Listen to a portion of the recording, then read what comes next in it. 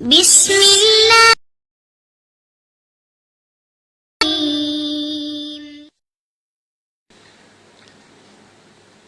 அஸ்ஸலாமு அலைக்கும் வரஹ்மத்துல்லாஹி வபரகாத்துஹு.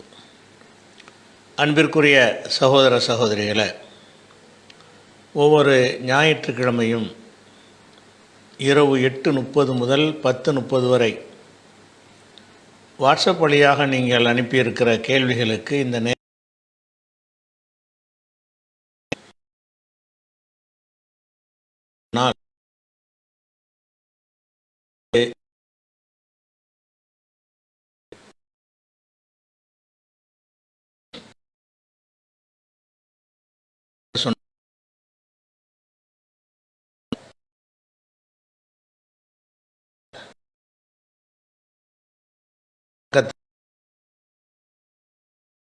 சில விளம்பரங்கள் வருகிறது என்று பல சகோதரர்கள் நம்முடைய கவனத்துக்கு கொண்டு வந்தார்கள். இந்த விளம்பரங்களை பொறுத்த வரைக்கும் யூடியூப்பாக இருந்தாலும் சரி, ஃபேஸ்புக்காக இருந்தாலும் சரி, அதில் விளம்பரங்கள் மூலமாக பலரும் வருவாய் ஈட்டக்கூடிய வாய்ப்பு அதில் இருக்கிறது. அது யாருக்கு இருக்கிறது என்று சொன்னால், நாம் அது உடன்பட்டு எங்களுக்கு விளம்பரம் மூலம் வருவாய் ஈட்ட விரும்புகிறோம் என்று நம்ம தெரிவித்தோம் என்று சொன்னால் அப்போ என்ன செய்வாங்கன்னு கேட்டால், அந்த விளம்பரத்தை போட்டு நமக்கும் ஒரு வருவாய் தருவார்கள். அந்த விளம்பரம் எப்படி வரும்?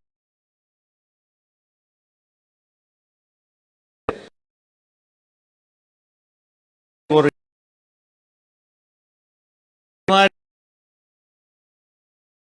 விளம்பரத்தின் மூலம் வருவாய் திரட்ட நம்ம அந்த தகுதி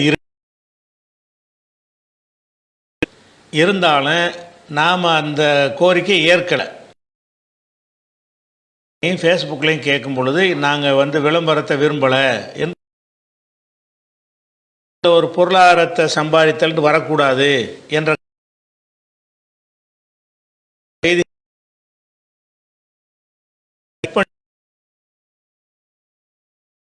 விளம்பரங்கிற பேரில் நம்ம நிலைப்பாட்டுக்கு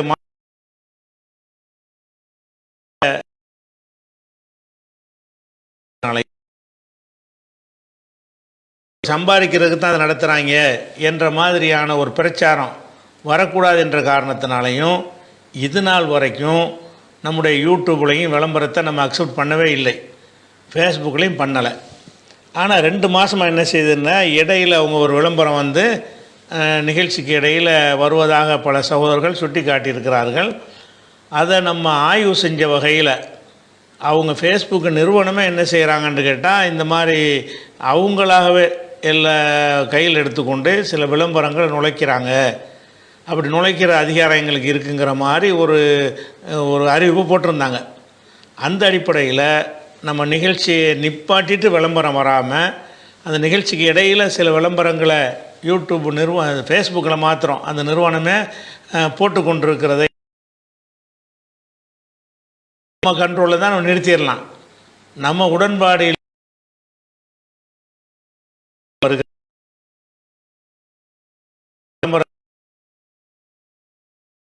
முகநூல் ஆரம்பித்த காலத்திலிருந்து இன்றைய தேதி வரைக்கும் அந்த விளம்பரத்தின் மூலம் ஒரு வருவாய் கிடைக்கும் இல்லையா, அந்த அடிப்படையை நம்ம ஏற்றுக்கொள்ளவே இல்லை.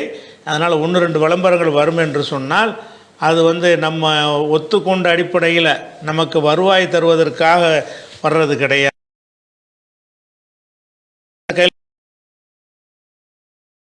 அதனால் அந்த விளம்பரம் வர்ற மாதிரி ரொம்ப குறைந்த அளவில் வரத்தான் செய்கிறது. அதுக்கு நமக்கு சம்பந்தம் கிடையாது. நாம் விளம்பரத்தின் மூலமாக எந்த ஒரு வருவாயும் ஈட்டுவது இல்லை என்பதை ஒரு அறிவிப்பாக உங்களுக்கு செய்து கொள்கிறோம். அடுத்து முக்கியமான அறிவிப்பு என்னென்னு கேட்டால், ஜனவரி மாதம், அதாவது வரக்கூடிய அடுத்த வருஷம் ஜனவரி மாதத்தில் முதல் உங்களுக்கு ஒரு போட்டி, ஒரு பரீட்சை வைப்பதாக நம்ம அறிவித்திருந்தோம். அதாவது 2023, 2024 இந்த 2 ஆண்டுகளில் நம்ம இந்த வாராந்திர நேரலை மூலமாக நம்ம நடத்திய அந்த கேள்வி பதில் இருக்கு இல்லையா, இந்த கேள்வி பதில்களை எல்லாம் நீங்கள் கவனமாக பார்த்து வைத்து கொண்டீர்கள் என்று சொன்னால், இந்த 2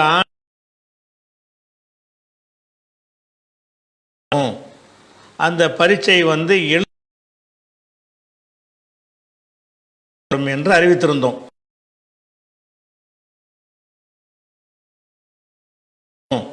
பரிசுங்கிறது முதல் பரிசாக 25,000 ரூபாய்களும், இரண்டாம் பரிசாக 15,000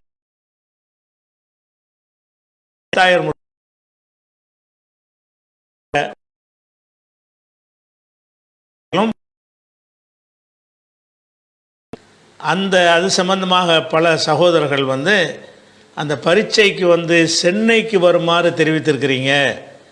அது கொஞ்சம் சிரம சாத்தியமாக இருக்கிறது. குறிப்பாக பெண்களும் நாங்கள் இது பங்கெடுத்துக் கொள்வதாக இருந்தால் எங்கள் ஊரிலேயோ எங்கள் ஊருக்கு அருகிலேயோ அந்த பரீட்சை நடத்தப்பட்டால் எங்களுக்கு வசதியாக இருக்கும். இல்லைன்னா வெகு தொலைவுக்கு குடும்பத்தை அனுப்ப மாட்டாங்க. அது துணைக்கெல்லாம் ஆட்கள் அழைச்சிக்கிட்டு வர்றது பெரிய சுமையாக இருக்கும் என்று பல கோரிக்கைகளை முன்வைத்திருக்கிறார்கள். அந்த அடிப்படையில் உங்களுக்கு இப்போ 2 நம்பர்கள் தர்றோம். இந்த 2 நம்ம பொது டிஸ்பிளேலையும் தெரியும், பார்த்துக்கிறங்க. அதாவது 9092484732 இது ஒரு நம்பரு. 2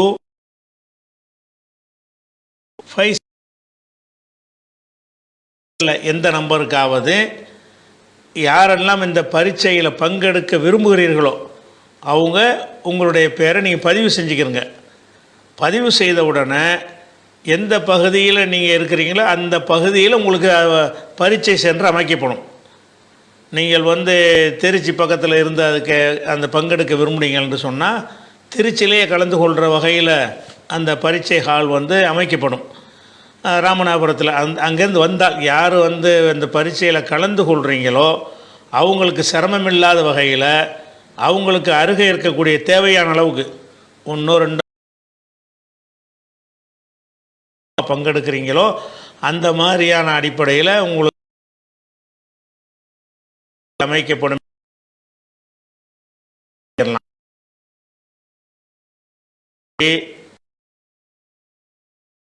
இந்த பரீட்சையில் எந்த இயக்கத்துக்காரங்களும் கலந்து கொள்ளலாம். மாற்று கொள்கையில் உள்ளவங்களும் இதில் பங்கெடுத்து கொள்ளலாம். ஆண்கள் பங்கெடுத்து கொள்ளலாம், பெண்கள் பங்கெடுத்து கொள்ளலாம். எல்லாமே பேப்பரில் தான் உங்களுக்கு கேள்வி கேட்கப்படும். அந்த கேள்வி எங்கேருந்து கேட்கப்படும்னு சொன்னால் 2000 நிகழ்வு கேள்வி நடத்துகிறோம்ல, அதில் மார்க்க கேள்வி மட்டும். அதில் ஈரான் இஸ்ரேலுன்ற சமுதாய பிரச்சனைகள்லாம் சிலது இருந்திருக்கும். அது போக மார்க்க கேள்வி மாத்திரம் எடுத்துக்கொண்டு அதை முழுமையாக நீங்கள் என்ன செய்யணும், அதை ஒரு பார்த்துக்கொள்ளணும். பார்த்து கொண்டு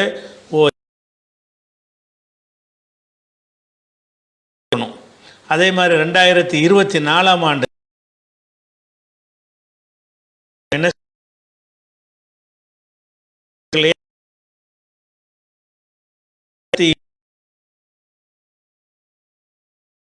இருக்கிறது. 2024 மார்க்க கேள்விகள் அப்படின்னு ஒரு பிளேலிஸ்ட் இருக்குது. இந்த கேள்வியாக நீங்கள் பார்க்கலாம். நீங்கள் சிரமப்பட்டு தேட வேண்டியதில்லை. அந்த கேள்விகள்லாம் தொகுத்து உங்களுக்காக வேண்டிய இந்த 2000 இதில்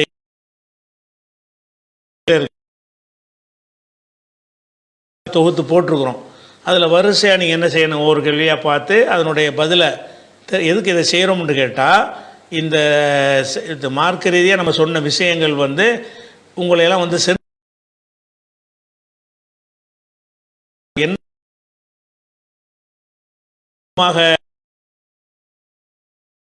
இதுவரைக்கும் தொடர்ச்சியாக கேட்காட்டா கூட இதற்காக வேண்டியாவது உங்களுக்கு சான்றிதழ் வழங்கப்படும் என்ற காரணத்திற்காகவும் பரிசுகளுக்காக வேண்டி ஊக்கப்படுத்துறதுக்காக வேண்டி வரும் பொழுது நீங்கள் ஆர்வமாக அதை பங்கெடுப்பீங்க. அந்த வகையில் இதில் தயாராகிற ஒரு பிளேஸு நம்முடைய யூடியூபுக்கு போங்க. அது 3 மார்க்க கேள்விகள் அப்படின்னு ஒரு பிளேலிஸ்ட்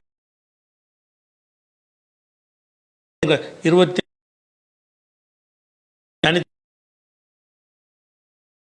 இருக்கும். அது மாதிரி 2024 நீங்கள் பார்த்து என்ன செய்யணும், உள்வாங்கிக்கிறணும். குறிப்பை பார்த்து கூட நீங்கள் பதில் எழுதலாம். அது புரிஞ்சிருந்தால் போதும், மனப்பாடத்தில் தான் சொல்லணுங்கிற அவசியம். கேள்வி கேட்கும்போது உங்கள் நோட்ஸ்லேருந்து எடுத்து உங்களுக்கு அந்த பதில் சொல்ல என்ன அர்த்தம். இப்போ நாங்களாம் நோட்ஸ் ஒரு அவசியம் கிடையாது. அதனால் இந்த 2023-24 உள்ள மார்க்க கேள்விகளை லிஸ்ட்டு உங்களுக்கு போட்டுட்டோம். அதனால் உங்களுக்கு அனைவரும் சென்னைக்கு வருவது சிரமம்னு சொன்ன காரணத்தினால உங்கள் பகுதியில் நீங்கள் எவ்வளோ பேர் அதில் புக் பண்ணுறீங்களோ அதுக்கு தகுந்தவாறு என்ன செய்வோம், அதுக்குரிய பரீட்சை ஹால் வந்து அமைக்கும். கிட்ட வரும்போது நீங்கள் காலையில் வந்துட்டு அன்றைக்கே திரும்பி போயிடலாம்ல, அருகே இருந்துச்சுன்னு சொன்னால் அந்த ஒரு ஏற்பாடு செஞ்சுருக்குறோம். இந்த நம்பரை கவனத்தில் வச்சுக்கிறோங்க. இப்போ நம்ம கேள்விக்கு போகலாம். ஒரு தந்தைக்கு 4 பிள்ளைகள், திருமணம் முடிந்து அனைவரும் தனித்தனியாக இருக்கிறார்கள். தந்தை ஒரு மகனிடம் உள்ளார். என் கேள்வி என்ன என்றால், மாமனாருக்கு உடல்நிலை சரியில்லாத போது மருமகள் போய் பார்க்கவில்லை என்றால் பாவத்தில் சேருமா அப்படின்னு கேட்குறார். அதாவது ஒரு ஒரு ஒரு தந்தைக்கு வந்து 4 பிள்ளை இருக்கிறாங்க. 4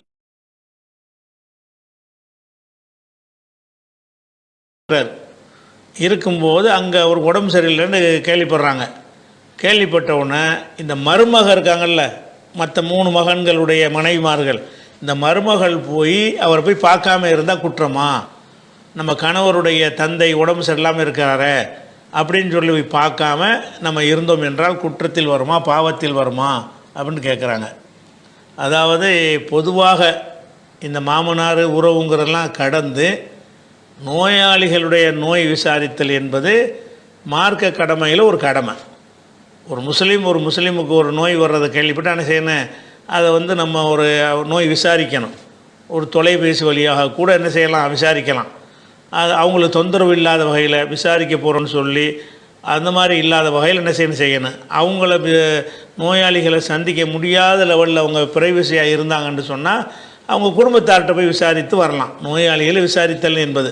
அப்போ ரசூல் என்ன செய்கிறாங்கன்னு கேட்டால், ஃபுக்குல் ஆணிய, கைதிகளை விடுதலை செய்யுங்க, அத்தைமுல் ஜாயிய, பசித்தோருக்கு உணவளியுங்கள், ஊதுல் மறியல, நோயாளியை போய் நோய் விசாரிங்கள் அப்படின்னு ஒரு பொதுவான கட்டளை இருக்கிறது. இது வந்து உங்கள் மாமனாருக்கும் பொருந்தும், யாருக்கு வேண்டாலும் பொருந்தும். சரி, உடல்நிலை சரியில்லைன்னு கேள்விப்பட்டீங்க என்று சொன்னால் அதை போய் விசாரித்துட்டு வருவதுங்கிறது ஒரு கடமை தான். அந்த கடமையை செய்யணுமா இல்லையா? அந்த ஒரு கடமையை தவறுனா ஒரு கேள்வி வரும். அந்த போய் விசாரிக்காட்டி பெரிய பாவம்ங்கிறதுல வராட்டா கூட நீங்கள் உங்களுக்கு ஒரு ஹக்குல் முஸ்லீம் செய்கிற கடமைன்னு சொல்லும்போது அதுலேயும் ரசூலுல்லாஹ் வந்து இயாதத்துல் மரீலி, நோயாளியை நோய் விசாரித்தலும் ஒரு முஸ்லீம் இன்னொரு முஸ்லீமுக்கு செய்கிற கடமை அப்படின்னு சொல்லி இருக்கிற காரணத்தினால நீங்கள் வந்து அந்த கடமையை தவறுனதை ஆயிட வேண்டாம், போய் சந்திக்கிறது தான் நல்லது. அடுத்து சாதாங்கிறவங்க கேட்குறாங்க, இலங்கை புத்தளம் ஒரு துவாவை போட்டு என்ன துவா போட்டிருக்காங்கன்னா, இமேஜ் மாதிரி அனுப்பியிருக்காங்க. சுப்ஹானல்லாஹி வபிஹம்திஹி நஃப்ஸிஹி வ ஜினத் அர்ஷிஹி வ மிதாத கலிமாத்திஹி இப்படிங்கிற ஒரு துவாவை போட்டு நபிகள் நாயகம் ஸல்லல்லாஹு அலைஹி வஸல்லம் அவர்கள் இந்த துவாவை கற்றுக் கொடுத்தார்களா அப்படின்னு சொல்லி கேட்குறாங்க. அதுக்கடுத்து இன்னொரு சகோதரரும் இந்த ஒரு துவாவை அவரே இந்த முழு ஹதீஸையும் எழுதி அந்த முஸ்லீமில் வரக்கூடிய ஹதீஸு 5272வது ஹதீஸை போட்டு இது சரியா, இதை நம்ம ஓதலாமா, 2 கேள்விக்கும் சேர்த்து ஒரே பதில் தான். அவரே இந்த அப்படி படிச்சிட்டோம்னு சொன்னால் உங்களுக்கு அந்த விடை எளிதாக.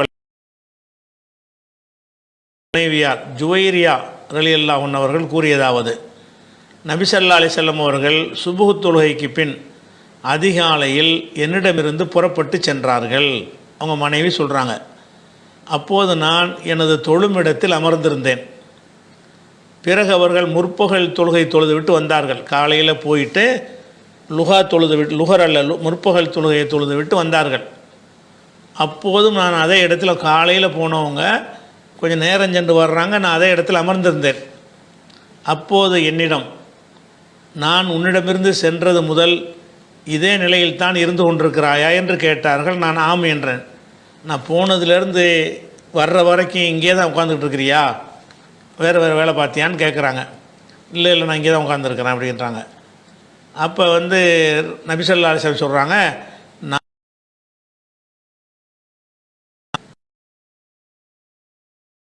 3 முறை சொன்னேன். அவற்றை இன்றைக்கெல்லாம் நீ சொன்னவற்றுடன் மதிப்பிட்டால்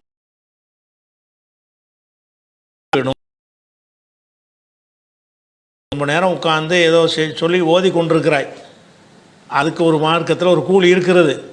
ஆனால் நான் அங்கேருந்து போனேன்ல, போய் ஒரு 4 வார்த்தை மட்டும் சொன்னேன். அந்த 4 வார்த்தை நீ இம்புட்டு நேரம்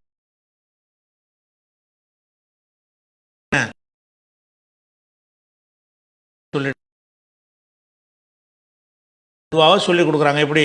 சுப்ஹான் அல்லாஹி வ பிஹம்திஹி அதத ஹல்கி கலிமாத்திஹி. இது ஓதுறோம்னு சொன்னால் காலையிலேருந்து முற்பகல் தொழுகை முடிகிற வரைக்கும் கிட்டத்தட்ட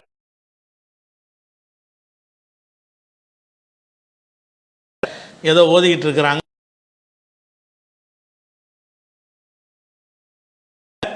நான் அங்கேருந்து போகணும்ல, போய் ஒரு 4 வார்த்தை சொன்னேன், அது கிடைக்கிற நன்மை இதோட கூட அப்படின்னு ரசூலுல்லாஹ் சொன்னாங்கன்னு அந்த ஹதீஸில் வருது. இது இருக்குதான்னு கேட்குறாங்க. ஹதீஸில் இருக்கு. ரொம்ப தஸ்பீஹ் செஞ்சால் நன்மை இருந்தாலும் அதை விட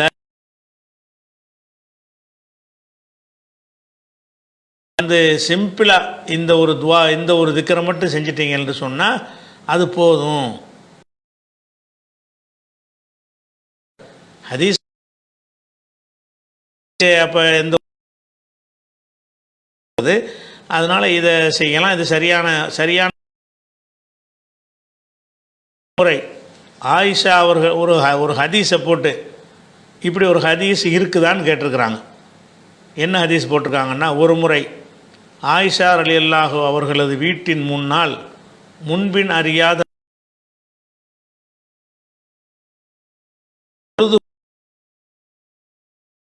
கூறுகிறார்கள்.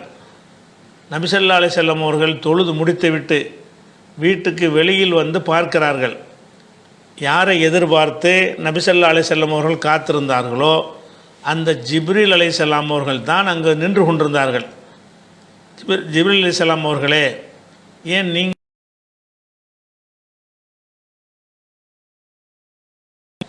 ஜிப்ரீல் அவர்களோ நாயும் இன்னும் உருவப்படங்களும் உள்ள இடங்கள்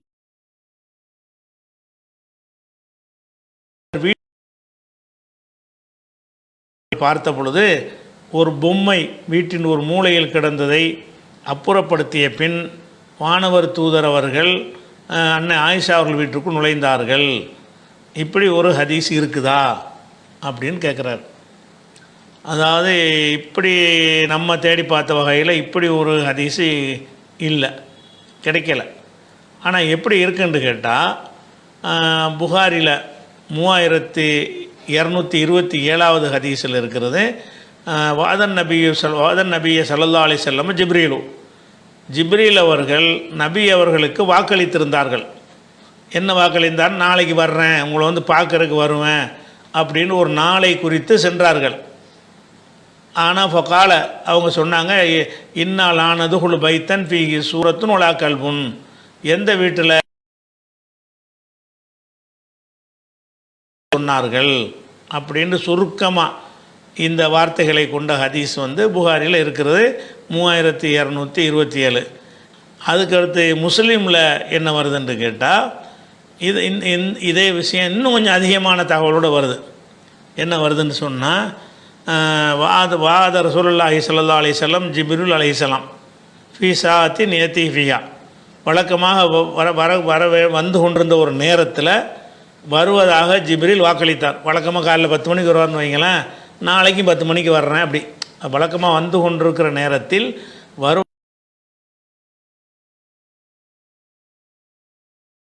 வந்தது. வளம் ஏத்திகி ஆள் வரல. ஒஃபி எதிகி அசா அவங்க கையில் ஒரு கைத்தடி வேறு இருந்தது. ஃபால்காஹா மின் எதிகி அவங்க கையிலேருந்து அந்த கைத்தடியை கீழே போட்டாங்க. ஒகால அவர் சொன்னார், மா யுஹ்லிஃபுல்லாஹு வாதஹு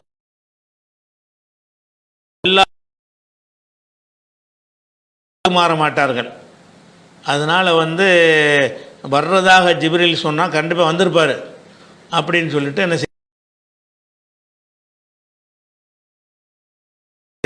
ஃபைதா ஜிர்வு கல்பின் தகுத்த சரீரி அவங்க கட்டிலை கீழே ஒரு நாய்க்குட்டி ஒன்று இருந்தது. ஒகால அவங்க சொன்னாங்க, யா கல்பு ஹாகுனா இந்த நாய் எப்போ வீட்டுக்குள்ளே வந்துச்சுன்னு கேட்குறாங்க. அவங்க எனக்கு தெரியாதுங்கிறாங்க. உடனே அதை வெளியேற்ற சொல்கிறாங்க. வெளியேற்றிட்டாங்க. வெளியேற்ற உடனே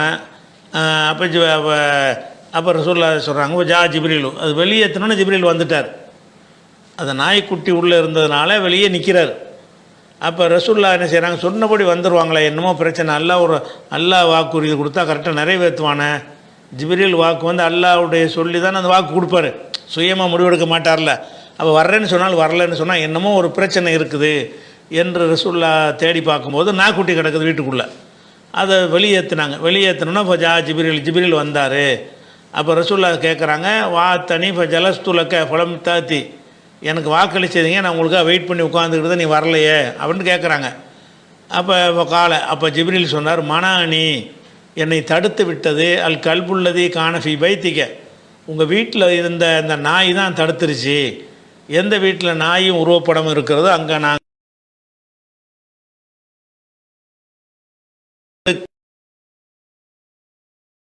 நீங்கள் சொன்ன மாதிரி அதிசயம் இல்லை. ஏன்னா இதில் நாய்க்குட்டி இருந்ததாகத்தான் வருகிறது. நீங்கள் கேள்வி கேட்டவர் சுட்டி காட்டுறதுல ஒரு பொம்மை கடந்து பொம்மைக்கு தடை கிடையாது. சின்ன விளையாட்டு பொருள்கள் பொம்மையாக இருந்தால் பொம்மையை வச்சு ஆயிஷானால விளையாண்டுருக்குறாங்க. உருவப்படங்களில் விதிவிலக்கில் உள்ளது. அதுக்காக வேண்டி வானவர் வரலன்னு சொல்ல மாட்டாருங்கிற அந்த ஒரு விஷயம் இருக்கிறது. அதனால்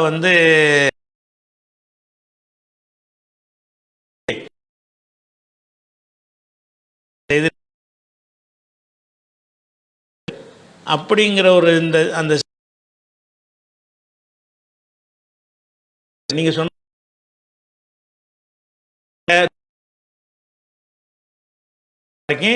இந்த கருத்தில் கிடையாது.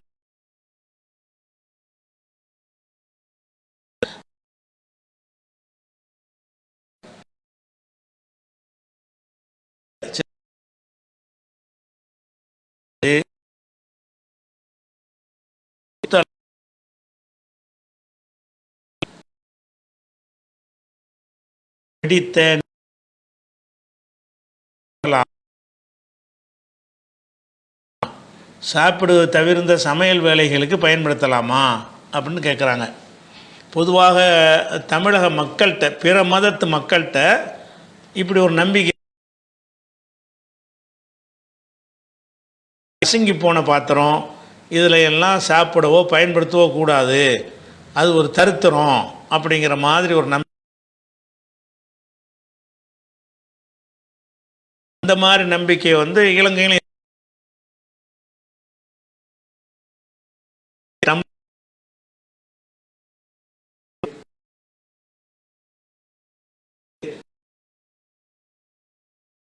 விரிசல் விட்ட பாத்திரமா இருக்குது. இந்த மாதிரி பாத்திரம் வேறு வேறு பர்பஸுக்கு பயன்படுத்திக்கிறலாமா, அதுக்கு ஏதாவது மார்க்க ரீதியாக தடை இருக்குதான்னு கேட்குறாங்க. அப்படி ஒன்றும் தடை கிடையாது. இன்னும் சொல்லப்போனால் உடைஞ்ச பாத்திரத்தில் சாப்பிட்றதுக்கு அனுமதியே இருக்குது, சாப்பிட்டதுக்கு ஆதாரமே இருக்குது. உதாரணமாக அதாவது அனஸ் அறிவிக்கிறாங்க இருக்கிறாங்க.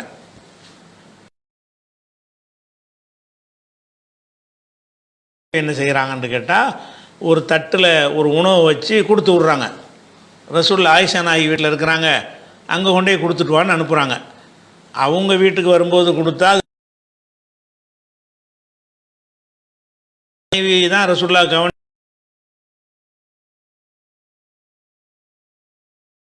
அவங்களுக்கு வந்து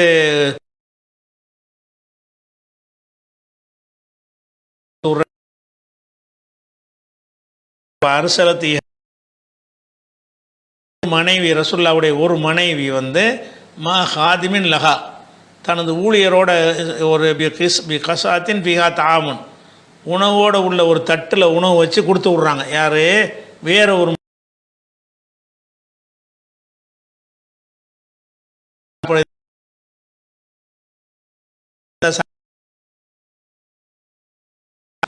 தட்டுனா என்ன?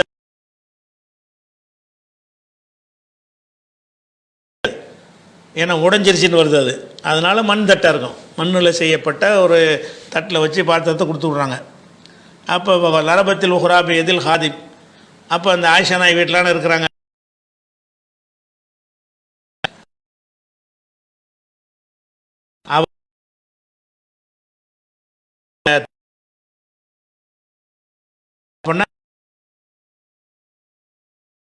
வழங்குதலிருந்து ரெண்டாக பொழந்து போச்சுன்றாங்க. ரெண்டாக பொழந்து போனால் சில்வர் இந்த இரும்பு தட்டு அந்த மாதிரி பொருளாக இருக்காது, அது வந்து மண் தட்டாக தான் இருக்கணும். இப்போ குசரத்தில் காசாவத்து இப்போ நிசுஃபைனி அந்த பாத்திரம் வந்து 2 பகுதியாக பிளந்துருச்சு. அப்படியே உடைச்ச உடனே ரசூலுல்லாஹ் என்ன செய்கிறாங்கன்னு கேட்டால் கார தும்முக்கும் உங்கள் அம்மாவுக்கு வந்து ரொம்ப ரோசம் வந்துருச்சு, அதை ஒரு செல்லமாக கண்டிக்கிறாங்க. என்ன சொல்லிவிட்டு என்ன செய்கிறாங்கன்னு கேட்டால் வகதல் கசரைனி ரெண்டாக உடஞ்சிருச்சு தட்டு, அந்த 2 துண்டையும் எடுத்தாங்க. எடுத்து ஃபலம்ம எஹதாவுமா அலல் உஹ்ரா ஒரு ஃபலம்ம எஹதாவுமா இல்லல் ஆகர் ஒரு பகுதியை இன்னொரு தட்டோடு அப்படி சேர்க்குறாங்க. 2 துண்டாக இருந்துச்சுல இப்படி சேர்க்குறாங்க. சேர்த்து இப்போ ஜாலஃபிக தாம் அதில் இந்த உணவை எடுத்து வைக்கிறாங்க. வச்சு என்ன செய்கிறாங்கன்னா சும்மா கால குழு சாப்பிடுங்கள் அப்படிங்கிறாங்க. எல்லோரும் சாப்பிட்டாங்க. அந்த தட்டு கொண்டு வந்தார்ல அவரை நீ இருப்பா கொஞ்ச நேரம் அப்படின்னு இருக்க வச்சுட்டாங்க. இருக்க வச்ச உடனே சாப்பிட்டு முடித்த உடனே ரசூலுல்லாஹ் என்ன செஞ்சாங்கன்னு கேட்டால் வீட்டில் நல்ல பாத்திரம் ஒன்று இருக்கும்ல ஆயிஷா நாய் வீட்டில், அந்த பாத்திரத்தை எடுத்து அவர்கிட்ட கொடுத்து இதை கொண்டே கொடுத்தது. ஏன்னு கேட்டால் ஆயிஷா நாய் தான் உடைச்சாங்க. அதனால் உடைச்சதுனால இந்த உடைஞ்ச பாத்திரத்தை அவங்களே வச்சுக்கிட்டான். உடையாத நல்ல பாத்திரம் வீட்டில் இருக்கும்ல அந்த ஒரு பாத்திரத்தை எடுத்து அந்த சாப்பாடு கொண்டு வந்தார்ல அந்த தூதர் ஊழியர் அவர்கிட்ட கொடுத்து இந்த தட்டை கொண்டே கொடுத்துரு அப்படின்ட்டாங்க. அந்த உடைஞ்ச தட்டை அங்கேயே விட்டுறாங்க. ஆயிஷா நாய் வீட்டிலே நீ தானே உடைச்ச, அதனால் நீ வச்சுக்கேன்ட்டாங்க. இப்போ மேட்ரு என்னென்னு கேட்டால் 2 உடைஞ்ச தட்டில் வந்து 2 துண்டாக போச்சுல ஒன்று ஜாயிண்ட் பண்ணி அதில் சாப்பாடு அதை ரொட்டிக்கிட்டு தானே ஒன்று இதெல்லாம் ரசம் தண்ணி மாதிரி உள்ளா தான் ஓட்டையில் ஒளிஞ்சு போயிருன்னு சொல்லலாம். சாப்பாடுனா என்ன ரொட்டி அந்த மாதிரி ஏதாவது இருக்கும் அவளுக்கு தான். அதனால் இப்படி 2 ஒன்றா சேர்த்து வச்சு அதில் அதை கொட்டி எல்லோரும் சாப்பிடுங்கங்கிறாங்க. அப்போ உடைந்த தட்டு 2 உடைஞ்சி போன தட்டை ஒன்றா சேர்த்து அதிலையே சாப்பிட்ருக்குறாங்கன்னு கேட்டால் உடைந்த தட்டில் சாப்பிடுவதுங்கிறது ஒரு பஞ்சாயத்தாக இல்லை இஸ்லாத்துலன்னு அர்த்தம். அதனால் முழுசாக 2 பொழந்து போனாலே சாப்பிட்லாம்னு சொன்னால் நசுங்கினது லேசாக தெரிச்சு போனது இதெல்லாம் பஞ்சாயத்தானா இஸ்லாத்தில் அது ஒரு மேட்ரு கிடையாது. இந்த சம்பவம் வந்து அகமதில் நசையுடைய சுனனு சுகுராவில் அபுதாவுதில் இப்னு மாஜாவில் நசையுடைய குப்ராவில் இந்த நூல்களில் எல்லாம் இருக்கிறது. இதே விஷயம் வந்து புகார்லையும் இருக்கிறது. புகாரில் வந்து என்ன செஞ்சாங்கன்னா அந்த உடைஞ்ச தட்டில் சாப்பிட்டாங்கன்னு வரல, அது இந்த சம்பவம் பூரா இருக்கிறது. உடைத்து விட்டார்கள்லாம் வருது, அதில் வச்சு சாப்பிட்டாங்கன்ற வார்த்தை வராதனால நம்ம அந்த புகாரி ஆதாரம் காட்டலை. புகாரியில் இந்த சம்பவம் 5225வது ஹதீஸில் இருக்கிறது. ஆனால் இந்த இப்போ நான் சொன்ன நூலில் உள்ள ஹதீஸில் வந்து உள்ளது தான் அதுலேயும் இருக்கிறது. ஆனால் நான் சொன்ன அந்த எடுத்துக்காட்டின அந்த ஹதீஸில் என்ன வந்துச்சுன்னு கேட்டால் உடைந்த 2 துண்டையும் ஒன்றாக சேர்த்து அதில் இந்த சாப்பாட்டை அள்ளி வச்சு எல்லோரும் சாப்பிடுங்கள் என்றார்கள், எல்லோரும் சாப்பிட்டார்கள் இருக்குல்ல, இந்த வாசகம் இந்த புகாரில் இல்லை. அதனால் இந்த சாப்பிட்றதுக்கு தான் நீங்கள் ஆதாரம் கேட்குறீங்க, அதனால் அந்த ஹதீஸ் எடுத்து சொல்லியிருக்கணும். லண்டனிலிருந்து ஃபாயிஸுங்கிற சகோதரர் கேட்குறார், என்னுடைய கேள்வி புகாரி ரஹமத்துல்லாஹி அலைஹி அவரை பற்றியது. அவருடைய கடைசி காலங்கள் மிகவும் கஷ்டம் உள்ளதாகவும் திருமணம் கூட முடிக்கவில்லை என்றும் அவரை ஊரை விட்டும் விரட்டி அடிக்கப்பட்டார் என்றும் அவர் அல்லாவிடம் மரணத்தை கூட விரும்பி கேட்டுக்கொண்டார் என்றெல்லாம் பல கதைகள் அறிய முடிகிறது. உண்மையில் என்ன நடந்தது, அவருக்கு ஏன் இவ்வளோ கஷ்டங்கள், அவர் எழுதிய ஹதீஸ்களை யார் புத்தக வடிவில் கொண்டு வந்தது, உண்மை சம்பவம் என்ன அப்படின்னு கேட்குறாரு. அதாவது புகாரி இமாமை பற்றி இவர் சொல்லக்கூடிய பல விஷயங்கள் உண்மையான செய்தி தான். அதாவது புகாரி இமாம் அவருடைய கடைசி காலத்தில் பெரும் எதிர்ப்புக்கும் மக்களால் வெறுக்கப்படுற ஒரு நிலைமைக்கும் உள்ளானார். அது நெசந்தான். அதுக்கு முன்னாடி ஒரு செய்தியை சொல்லிட்டு சொன்னால் தான் உங்களுக்கு விளங்கும். அதாவது இந்த புகாரி இமாமும் அந்த அஹ்மது இப்னு ஹம்பல் இவங்களுடைய காலத்தில் ஏற்கனவே ஒருக்கா கூட நான் இதை சொல்லியிருக்கிறேன். இந்த குரான் ஆதியிலேருந்து இருந்துக்கிட்டு இருக்கிறதா, அது இடையில் உருவாக்கப்பட்டுச்சான்னு ஒரு சர்ச்சையை கிளப்புறாங்க. இந்த அஹ்மது இப்னு ஹம்பல் தான் கிளப்பி அந்த குழப்பத்தை உண்டாக்குனவர். அவருக்கு இருந்த ஒரு செல்வாக்கின் காரணமாக அறிஞர்கள்லாம் என்ன செஞ்சாங்கன்னா, குரான்ங்கிறது இல்லாமல் இருந்து உண்டானதில்லை, அல்லாஹ் இருக்கிற காலமெல்லாம் குரான் இருக்குது, குரான் என்பது கலாமுல்லா என்பது அல்லாஹ்வுடைய ஒரு அங்கம் மாதிரி, அல்லாஹ்வுடைய கையின்னா அல்லாஹ்வுடைய கை அல்லாஹ்வையும் கையையும் பிரிக்க முடியுமா, இது முந்தி ஒரு விலைக்கு இருக்கிறான். அல்லாஹ் இருக்கும்போதெல்லாம் அவன் கையும் இருக்குன்னு அர்த்தம். அப்போ அதே மாதிரி தான் அல்லாஹ்வுடைய பேச்சுங்கிறது அந்த குரான் என்பது அல்லாஹ்வுடைய பேச்சு. அல்லாஹ்வுடைய பேச்சு அல்லாஹ்வுடைய தான் இருக்கும், அது பிரிஞ்சு வராது. அதனால் குரான் ஆதியிலேருந்து உள்ளது அப்படின்னு சொல்லணும். அப்படி சொல்லாமல் இருந்தால் அவன் காஃபிரு அப்படின்னு என்ன செஞ்சார் அஹ்மது பின் ஹம்பல். அவர் பைத்தியகாரத்தனமான ஒரு வாதம் இது. ஆனால் அஹ்மது பின் ஹம்பல் இந்த வாதத்தை வைக்கிறார். இந்த வாதத்தை யஹ்யா இப்னு மயின் மாதிரியான அவர் காலத்தில் இருந்த அறிஞர் பெருமக்கள்லாம் என்ன செஞ்சிட்டாங்க, ஏற்றுக்கிட்டாங்க. அந்த கருத்து தான் சரியான கருத்துங்கிற மாதிரி வந்துருச்சு. ஆனால் அன்றைய ஆட்சியாளர்கள் இதை இப்போ இது உளறல்னு சொல்லி நினைஞ்சாங்க, ஏற்றுக்கிறல. அவரை சிறையிலாம் அடைச்சாங்க அஹ்மது பின் ஹம்பலை. ஆனால் இதனுடைய உண்மை என்னன்னு கேட்டால், அல்லாவிடமிருந்து வரக்கூடிய வார்த்தைகள் இருக்குல்ல, அந்த வார்த்தைகள் அல்லாஹ்வுடைய அங்கத்தில் வராது. கைங்கிறது நீ மனுஷனை வச்சு பேசுங்களேன், என்னுடைய கை என்பது என்னுடைய ஒரு அங்கம், என்னுடைய பேச்சுங்கிற என்னுடைய அங்கமா, என்னுடைய வாய் என்னுடைய அங்கம்னா பரவாயில்லை. இவர் என்ன செய்கிறாரு, அல்லாஹ்வுடைய கலாம் என்பது அல்லாஹ்வுடைய ஒரு அங்கம்ங்கிறார். பேச்சு என்பது அல்லாஹ்விடமிருந்து வெளிப்படக்கூடிய ஒரு விஷயம். அல்லாஹ்விடமிருந்து பல விஷயங்கள் வெளிப்படும். ஒரு ஆதம் அலைஹிஸ்ஸலாத்தை அல்லாஹ் படைச்சான்ல, அது கூட அல்லாஹ்வுடைய ஒரு செயல் தான் அது. அதனால் ஆதம அல்லாஹ்வுடைய அங்கம்னு ஆயிடுவாரா? அதாவது பேச்சு என்பது அல்லாஹுவால் உருவாக்கப்பட்டது. வாயை சொல்றீங்க, வாய் முகம், அது அல்லாஹ் இருக்கும்போதே வாய் இருந்துச்சுன்னா அது ஒரு விஷயம். இவங்க என்ன செய்கிறாங்க, அஹ்மது பின் ஹம்பல் என்ன செய்கிறாருன்னு கேட்டால், பேச்சையும் அந்த அல்லாஹ்வுடைய கையும் முகம்னு வருதில்ல, அதையும் சமமாக சிந்திக்கிறாரு. ரெண்டு சமம் கிடையாது. அல்லாஹ்வுடைய கை என்பது அல்லாஹ்வோட உள்ளது தான். அல்லாஹ் இருந்தால் அப்புறமேல இந்த கை வந்துச்சுன்னு சொல்ல முடியாது. இந்த கையும் சேர்ந்து தான் அல்லாஹ்வுடைய முகம்னு வருது. அல்லாஹ் இருந்தால் அப்புறமேல முகத்தை செஞ்சு வச்சுக்கிட்டான்னு சொல்ல முடியுமா? அல்லான்னு ஒருத்தன் இருக்கும்போதே அவன் முகத்தோடவே தான் இருக்கிறான். அல்லான்னு ஒருத்தன் இருக்கும்போதே அவனுடைய கையோடு தான் இருக்கிறான். அந்த மாதிரி தான் அல்லாஹ்வுடைய கலாம், அல்லாஹ்வுடைய பேச்சு என்பது அல்லாஹ்வோட தான் இருக்குங்கிறார். இந்த கம்பேரிசமே ஒரு அறிவீனமான ஒரு கம்பேரிசன். அஹ்மது பின் ஹம்பல் சொன்னது எந்த ஒரு அறிவாளியும் ஏற்றுக்கொள்ள முடியாத ஒரு வாதம் இது. ஆனால் அவர் என்ன செய்கிறாருன்னு கேட்டால், அல்லாஹ்வுடைய பேச்சை போய் அல்லாங்கிறார். மற்றவனையும் எல்லாரும் காஃபிர் ஆக்குறாரு, அந்த மாதிரி சொல்கிறாரு. ஆனால் நம்ம என்ன செய்கிறோம், அல்லாஹ்வுடைய வாயின்னு சொல்கிறியா, அது அல்லாஹ்வுடைய அங்கம்னு சொல்லு, அல்லாஹ்வுடைய முகம் அவனுடைய அங்கம்னு சொல்லு. இது பேச்சுங்கிற ஒரு செயல் மாதிரி உள்ளது. அது தேவைக்கு எல்லாம் சொல்லுவான். அதில் அப்பப்போ சொல்கிறது தான், அது ஆதியிலேருந்தே இருக்காது. அந்த எப்போ பேசப்படுதோ அந்த பேச்சு அப்போ தான் உருவாகுது உலகத்திலேயே. அதுக்கு முன்னாடி இது இல்லாமல் இருந்தால் வந்துச்சு. இப்படின்னு சிந்திக்கிறதுக்கு பதிலாக இப்படி சொல்லிட்டாரா? ஆனாலும் ஹதீஸ் கலை அறிஞர்கள் மத்தியில் இவருடைய கருத்து தான் எடுபடுது. ஆட்சியாளர்கள், அறிஞர்கள், மற்ற ஆய்வாளர்கள்ட்ட எல்லாம் அஹ்மது பின் ஹம்பல் கடும் எதிர்ப்பு. இதை சொன்னதற்காக வேண்டி அன்றைக்கு இருந்த ஆட்சியில் சிறை வைக்கப்பட்டார் அவர் அஹ்மது பின் ஹம்பல். அதே நேரத்தில் ஹதீஸ் ஈடுபாடு உள்ளவங்க இருக்காங்கல்ல, ஏன்னா ஹதீஸ் துறையில் உள்ள அறிஞர்களில் ஒரு முக்கியமான ஒரு ஆளாக இருக்கார் அஹ்மது பின் ஹம்பல்.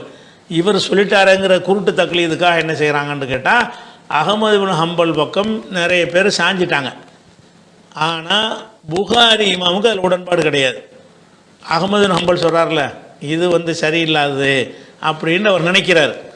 ஆனாலும் அதை ரொம்ப செலக்டான ஆள்கிட்ட தான் சொல்கிறார்.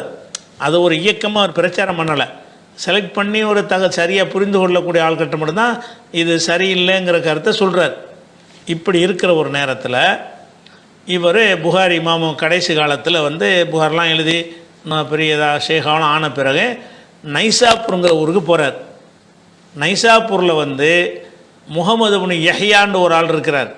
முகமது பின் யஹ்யா துஹுலி, அது புகாரிக்கு ஈக்குவலான ஒரு தகுதி வாய்ந்த ஆள். அவர் புகாரி எப்படி ஹதீஸ் ஆய்வு செய்வதில், அறிவிப்பாளரை சுண்டி பார்ப்பதில் ரொம்ப திறமைசாலியாக இருக்கிறாரோ, அதே மாதிரியான திறமையில் கொஞ்சமும் குறையாதவர் யார்? முகமது பின் யஹ்யா துஹுலின்னு ஒருத்தர் இருக்கிறாரு. அவர் நைசாப்பூர் முழுவதும் மதிக்கப்படுறார். இவர் எப்படி புகாரா முழுவதும் மதிக்கப்பட்டாரோ அதே மாதிரி நைசாப்பூர் போனீங்கன்னா அந்த முகமது யஹ்யாவை தான் சொல்லுவாங்க. அவ்வளோ ஒரு பிரபலமான ஒரு அறிஞராக அவர் யார் இருக்கா? முகமது பின் யஹ்யா இருக்கார். அவரிடமிருந்தும் சில ஹதீஸுகளை கேட்டு புகாரில் இடம்பெற்றிருக்குது. முகமது பின் யஹ்யாட்ட புகாரி இமாம் படித்து வேறு இருக்கிறார். சில ஹதீஸுகள் அவர்கிட்ட கேட்டிருக்கிறார். அப்போ இவர் நைசாப்பூருக்கு வரும்போது அங்கே உள்ள முகமது பின் யஹ்யா என்ன செய்கிறாருன்னு கேட்டால், அவர் நல்ல ஒரு ஹதீஸ் கலையில் ஒரு அறிஞராக இருக்கார், நம்ம ஊருக்கு வர்றாரு, வந்தால் நம்ம மதிக்கணும்னு சொல்லிட்டு இவர் சொல்கிறது அப்படி கேட்பாங்க நைசாப்பூர் மக்கள். ஏன்னா புகாரி அந்த ஊர் மக்களுக்கு தெரியாது. நைசாப்பூர் மக்களுக்கு தெரிஞ்சது இவர் முகமது பின் யஹ்யா தான் தெரியும். அவர் என்ன பண்ணுறாருன்னா, அவர் பெரிய ஷேக் வர்றாரு, ஹதீஸ் கலையில் பெரிய மேதை அவர், அவரை நம்ம கண்ணியமான முறையில் வரவேற்பு கொடுக்கணுன்றவுடனே ஊரே திரண்டு போய் நின்று அவரை கூட்டிகிட்டு என்ன செய்கிறாங்க, நைசாப்பூரில் வரவேற்பு கொடுக்குறாங்க. வரவேற்பு கொடுத்த உடனே அப்போ என்ன செய்கிறாருன்னா, முகமது பின் யஹ்யாங்கிறவர் மக்கள்கிட்ட சொல்கிறாரு, இவர் வந்துட்டார், ரொம்ப தகுதி வாய்ந்த ஒரு ஆள், ஆனால் அவர்கிட்ட இந்த விஷயத்தை யாரும் கேட்டுறாதீங்க. எந்த விஷயத்தை? இந்த குரான் ஆதியிலிருந்தே உள்ளதா, அது அல்லாஹ்வுடைய கலாம் என்பது ஆதியிலிருந்தே உள்ளதா, அது பிறகு வந்ததா அப்படிங்கிற இந்த கொஸ்டினுக்கு கேட்டுறாதீங்க. கேட்டீங்கன்னா நீங்கள் விரும்பாத ஒரு பதிலை அவர் சொல்லிடுவார், அதனால் உங்களுக்கு சங்கடம் ஏற்படும் அப்படின்னு சொல்லி இவர் என்ன செய்கிறார், இவர் அதையும் தெரிஞ்சு வச்சுருக்கிறார். புகாரி இந்த அஹமது பின் ஹம்பலுடைய கருத்தை ஏற்றுக்கறல அப்படின்னு தெரிஞ்சுக்கிட்டு என்ன செய்கிறாருன்னு கேட்டால், மக்களில் செலக்ட் பண்ண ஆளுக்கு இருப்பாங்கள்ல, அந்த மாதிரி அறிஞர்களை கூப்பிட்டு இவர் நல்ல மதிப்பாக நடத்துங்க, அந்தஸ்தாக நடத்துங்க, என்ன வேண்டாலும் அவர்கிட்ட கேளுங்க, இந்த ஒரு டாப்பிக்கை பற்றி கேட்டுறாதீங்க, கேட்டிங்கன்னா நீங்கள் விரும்பாத பதில் அவர் சொல்லுவார், அது ஒரு பஞ்சாயத்தை போயிடும் அப்படிங்கிற மாதிரி அவர் சொல்கிறார். ஆனால் அவர் நல்ல இடத்துல சொன்னார்ன்று பல அறிஞர்கள் சொன்னாலும் இவர் கிளப்பி விட்றதுக்காக செஞ்சிட்டாரு அப்படின்னு சொல்கிறாங்க. ஏதோ ஒன்று அது மனுஷனுங்கிற நம்ம இடப்பட முடியாது. இவர் சொன்னோன்னு என்ன செய்கிறாங்கன்னா, எதை கேட்காதுன்னு சொன்னோம் அதுவே கேட்பாங்கல்ல, அந்த மாதிரி என்ன செய்கிறாங்கன்னா புகார்கிட்ட இந்த கேள்வியை கேட்டு போடுறாங்க. கேட்ட உடனே அவர் நினைச்சிட்டாரு, குரான்ங்கிறது ஆதியிலேருந்து உள்ளதெல்லாம் கிடையாது அப்படிங்கிற கருத்து. இப்போ நான் சொன்னேன்ல, குரான்ங்கிறது அல்லாஹ்வுடைய கலாம், அது அல்லாஹ் எப்போ பேசுகிறான்னு அப்போ தான் அது உருவாகுதே தவிர முன்னாடி அது தனியாகலாம் இருக்கலைங்கிற கருத்துப்பட நினைஞ்சிட்டாரு அவர். இந்த அஹமது பின் ஹம்பல், முகமது பின் யஹ்யா இவங்களுடைய கருத்துக்கு மாற்றமாக சொல்லிட்டார். சொன்னவுடனே அது இப்படி பரவி ஊர் புறம் பரவி புகாரி இந்த கருத்தில் இருக்கிறாரு, ஜஹ்மியா அவங்களுடைய கருத்தில் இருக்கிறாரு, இந்த ஒரு மாற்று கொள்கையில் இருந்து அதுக்கு ஒரு இயக்க பேரை குத்திடுவாங்க அந்த காலத்தில் இந்த காலத்துலேயும். இப்போ நம்ம ஏதாவது சொன்னோன்னு வைங்களேன் ஹாரிஜான்றாங்க, இல்லாட்டி மூத்தசிலாம்பாங்க. அட என்ன சொன்னாலும் அந்த கொள்கை சரியானது பார்க்க மாட்டாங்க. அந்த மாதிரி அந்த காலத்தில் இந்த மாதிரி யாராவது பேசிட்டாங்கன்னா ஜஹ்மியா கூட்டத்தில் சேர்த்துருவாங்க. அப்போ ஊர் மக்கள்லாம் சேர்ந்து இவர் ஜஹ்மியா ஆகிட்டார்னு சொல்லி அவரை அடிக்காத குறைய விரட்டுறாங்க, ஊரை விட்டு போன்றாங்க. யாரை? புகாரி நீ கெட்ட குரலில் நீ ஜஹ்மியாவில் உள்ள ஆள், நீங்கள் இருக்கக்கூடாதுங்கிறாங்க. எல்லாருமே ஒட்டுமொத்தமாக சேர்ந்துக்கிட்டு அவர் என்ன செய்கிறாங்க, விரட்டி அடிக்கிறாங்க ஊரை விட்டு. அவ்வளோ வரவேற்பு கொடுத்தவங்க புகாரி இமாமை விரட்டி அடிக்கிறாங்க. அவருக்கு சப்போர்ட்டாக இருந்ததுன்னு பார்த்துக்கிட்டிங்கன்னா முஸ்லீம் அதில் அங்கே ஒரு ஆளாக இருக்கார். அவர் என்ன செய்கிறாருன்னா ஃபுல் சப்போர்ட்டாக புகாரி இமாமுக்கு இருக்கிறார். அதான் அவர் வரும்போது 4000 குதிரை வீரர்கள் நின்று வரவேற்றாங்க. புகாரி நைசாப்பூருக்கு வரும்போது குதிரையில் 4000 குதிரை வீரர்கள் நின்று புடைசூழ வரவேற்று கொண்டு வந்தாங்க. அவ்வளோ கூட்டத்தில் வகுப்பு வந்து நிறைய வகுப்புகள்லாம் நடத்துகிறாரு. ஊரே திரண்டு போய் அவர்கிட்ட பாடம் கேட்குது. ஆனால் அந்த நேரத்தில் என்ன ஆகுதுன்னு கேட்டால், இந்த குரான் சம்பந்தமான இந்த விஷயம் வந்தவுடனே துகுலிக்கு தான் ஊரில் செல்வாக்கு கூட. அதில் அஹ்மது இப்னு ஹம்பல்லாம் அந்த கொள்கையில் இருக்கிறாங்களா. இதை வந்து புகாரி மாற்று கருத்து சொன்ன உடனே அவரை வந்து விரட்டி அடிச்சிட்டாங்க புகாரி. அப்போ வந்து அவ்வளோ செல்வாக்கு கூட வந்தவர் ஊரில் நீ இருக்காதுன்ட்டாங்க. ஏறக்குறைய நாடு கடத்துகிற மாதிரி அவர் நைசாப்பூர்லேருந்து நினைஞ்சார், விரட்டப்பட்டு அப்புறம் இறுதி காலத்தில் புகாரா அவருடைய ஊருக்கு போகிறார். அவர் பிறந்த புகாராங்கிறது ரஷ்யாவில் இருக்கிறது. ரஷ்யாவில் இருக்கக்கூடிய இப்போ ரஷ்யாவில் இருக்கிறது, அந்த தாஷ்கண்டுக்கு பக்கத்தில் இருக்கிறது. அப்போ வந்து ஹதீஸ் கலைக்கு பேர் பெற்ற ஊராக அது இருந்தது. அப்போ புகாராவுக்கு போயிடுறாரு. புகாராவில் வந்து அங்கே இஸ்லாமிய ஒரு அமீர் ஒருத்தர் இருக்கார். அவர் என்ன செய்கிறாருன்னு கேட்டால், புகாராவில் ஒரு மதிப்போடு அவர் இருக்கிறார். ஆனால் அந்த நேரத்தில் என்ன செய்கிறாருன்னா, அந்த புகாராவுடைய அமீர் என்ன செய்கிறாரு, புகாரி மாமா கூப்பிட்டு, நீங்கள் வந்து ஹதீஸ் கலை மேதையாக இருக்கிறீங்க, நீங்கள் வந்து என் வீட்டு பிள்ளைகளுக்கு வந்து எங்கள் வீட்டில் வந்துக்கிட்டு உங்கள் ஹதீஸ் பாடத்தை நடத்தணும் அப்படின்னு சொல்லி டெய்லி வந்து என்ன செய்யணும், எங்கள் வீட்டில் வந்து பாடம் நடத்தணும்னு கூப்பிட்றாரு. புகாரி மாமா நினைச்சிட்டாருன்னு கேட்டால், கல்வியை தேடி நீ வரணுமே தவிர உன்னையை தேடியெல்லாம் கல்வி வராது. அதே உங்கள் வீட்டில் வந்து நான் சொல்லிக் கொடுக்குறேன், நான் வந்து சபை வச்சுருக்கிறேன், நான் பாடம் நடத்துறதுக்கு ஒரு பள்ளியாசல் உட்காந்து பாடம் நடத்திக்கிட்டு இருக்கிறேன், இங்கே உன் பையனை அனுப்பி வை, அப்படிலாம் கல்வியை அனுப்ப முடியாதுன்னு சொல்லி மறுத்துட்டார். மறுத்தவொன்னு என்ன செய்கிறான்னு கேட்டால், அந்த ஆள் என்ன செய்கிறாருன்னு கேட்டால், அறிவை வந்து ஒரு குழுவுக்கு மட்டும் கட்டுப்படுத்தி கொடுக்க முடியாது அப்படின்னோடனே அந்த ஆளுநர் கோவப்பட்டு என்ன செய்கிறாருன்னா, அவரை நாடு கடத்துங்க அப்படின்னு சொல்லிடுறாரு. நாடு கடத்தின உடனே புகாரா விட்டு விரட்டப்பட்ட உடனே கர்த்தங்குன்ற ஒரு ஈரானில் உள்ள பகுதியில் உள்ள ஒரு கிராமம், அந்த கிராமத்தில் வந்து 256 ஹிஜ்ரி அதில் வந்து என்ன செய்கிறாருன்னா, அங்கே கடத்தப்பட்டு அங்கே இருந்த அவர் வந்து இறந்து போகிறார். யார், எந்த செல்வாக்கும் இல்லாமல், நைசாப்பூர்லேயும் செல்வாக்கு இல்லை, புகாராவுலையும் விரட்டி விடப்பட்டார். ஒரு கிராமத்தில் கொண்டே இதில் வந்து என்னன்னு கேட்டால், ஒரு மாதிரி அவர் ரொம்ப பெரிய அவமானத்துக்கு உள்ளாக்கப்பட்ட, அவ்வளோ பெரிய செல்வாக்கு கூட இருந்தவர் வந்து இந்த மாதிரியான ஒரு காரணத்துக்காக ஆன உடனே அது அப்போ என்ன ஏற்படும்னா, உலகத்தில் பொதுவாக இப்படி ஒரு நடந்து இருக்காவிட்டால் புகாரி இமாம் வந்து 10ஓட ஒரு 11வது அறிஞராக தான் இருந்திருப்பார். அப்போ இவரை வந்து இவ்வளவுக்கு ஒரு கிராமத்தில் கொண்டே இவர் நாடு கடத்தி பண்ணிவிட்டாங்களேன்ற உடனே இவர் மீது இவருடைய மாணவர்களுக்கு அதிகமான அனுதாபம் வருகிறது. புகாரியுடைய மாணவர்கள் என்ன செய்கிறாங்கன்னு கேட்டால், இவருடைய ஹதீஸுகளை வந்து எல்லா பக்கமும் கொண்டு போய் சேர்க்கணும், அவங்க சேர்க்கணுங்கிற உத்வேகத்தினால தான் அந்த புகாரிக்கு அவ்வளோ பெரிய முக்கியத்துவம் கிடைச்சதை. அவர் இந்த அளவுக்கு மோசமாக நடத்தப்பட்டிருக்காவிட்டால் அவருக்கு இவ்வளோ ஒரு முக்கியத்துவம் கிடைச்சிருக்காது. இப்போ எத்தனையோ அறிஞர்கள்லாம் ஹதீஸ் எழுதுனாங்க, அதோடு போச்சு, அதுக்கு பிறதையும் வரல, ஒன்றும் வரல, அப்படி போன ஹதீஸுகள்லாம் நிறைய இருக்கிறது. ஆனால் இவருடைய நூல்கள் என்னாச்சுன்னு கேட்டால், உதாரணமாக இவர்கிட்ட படித்த முக்கியமான மாணவர்கள் யாருன்னு கேட்டால், முஸ்லீம் இமாம் இருக்கார்ல, புகாரி முஸ்லீம்ங்கிறோம்ல, முஸ்லீம் வந்து புகாரிக்கு மாணவர். அதே மாதிரி இப்னு ஹுசைமான்னு ஒரு ஹதீஸ் கிதாபு சொல்கிறோம்ல, அவரும் புகாரிக்கு மாணவர்.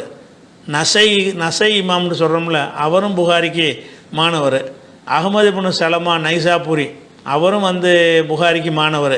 திருமதிங்கிற இமாமும் திருமதி ஹதீஸுங்கிறோம்ல, அவரும் வந்து புகாரிக்கு மாணவர். இப்னு அபி துன்யான்னு ஒருத்தர், அவரும் ஹதீஸ் கலையில் உள்ளவர், அவரும் வந்து புகாரியுடைய மாணவர். ஹுசைன் இப்னு முகமதுங்கிறவர், அவர் ஒரு மாணவர்.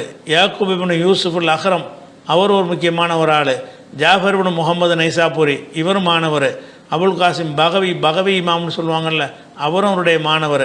ஹுசைன் இப்னு இஸ்மாயில் மகாமிலிங்கிறாள். இவங்களெல்லாம் புகாரிட்ட பாடம் கட்டுறவங்க. இவங்க என்ன செய்கிறாங்கன்னா, வெறிகொண்டவர்களை போல எழுந்து அவருடைய இந்த ஹதீஸ் நூல்களை வந்து எல்லா பக்கமும் கொண்டு செல்லணும்னு அவங்க இறங்கினாங்க.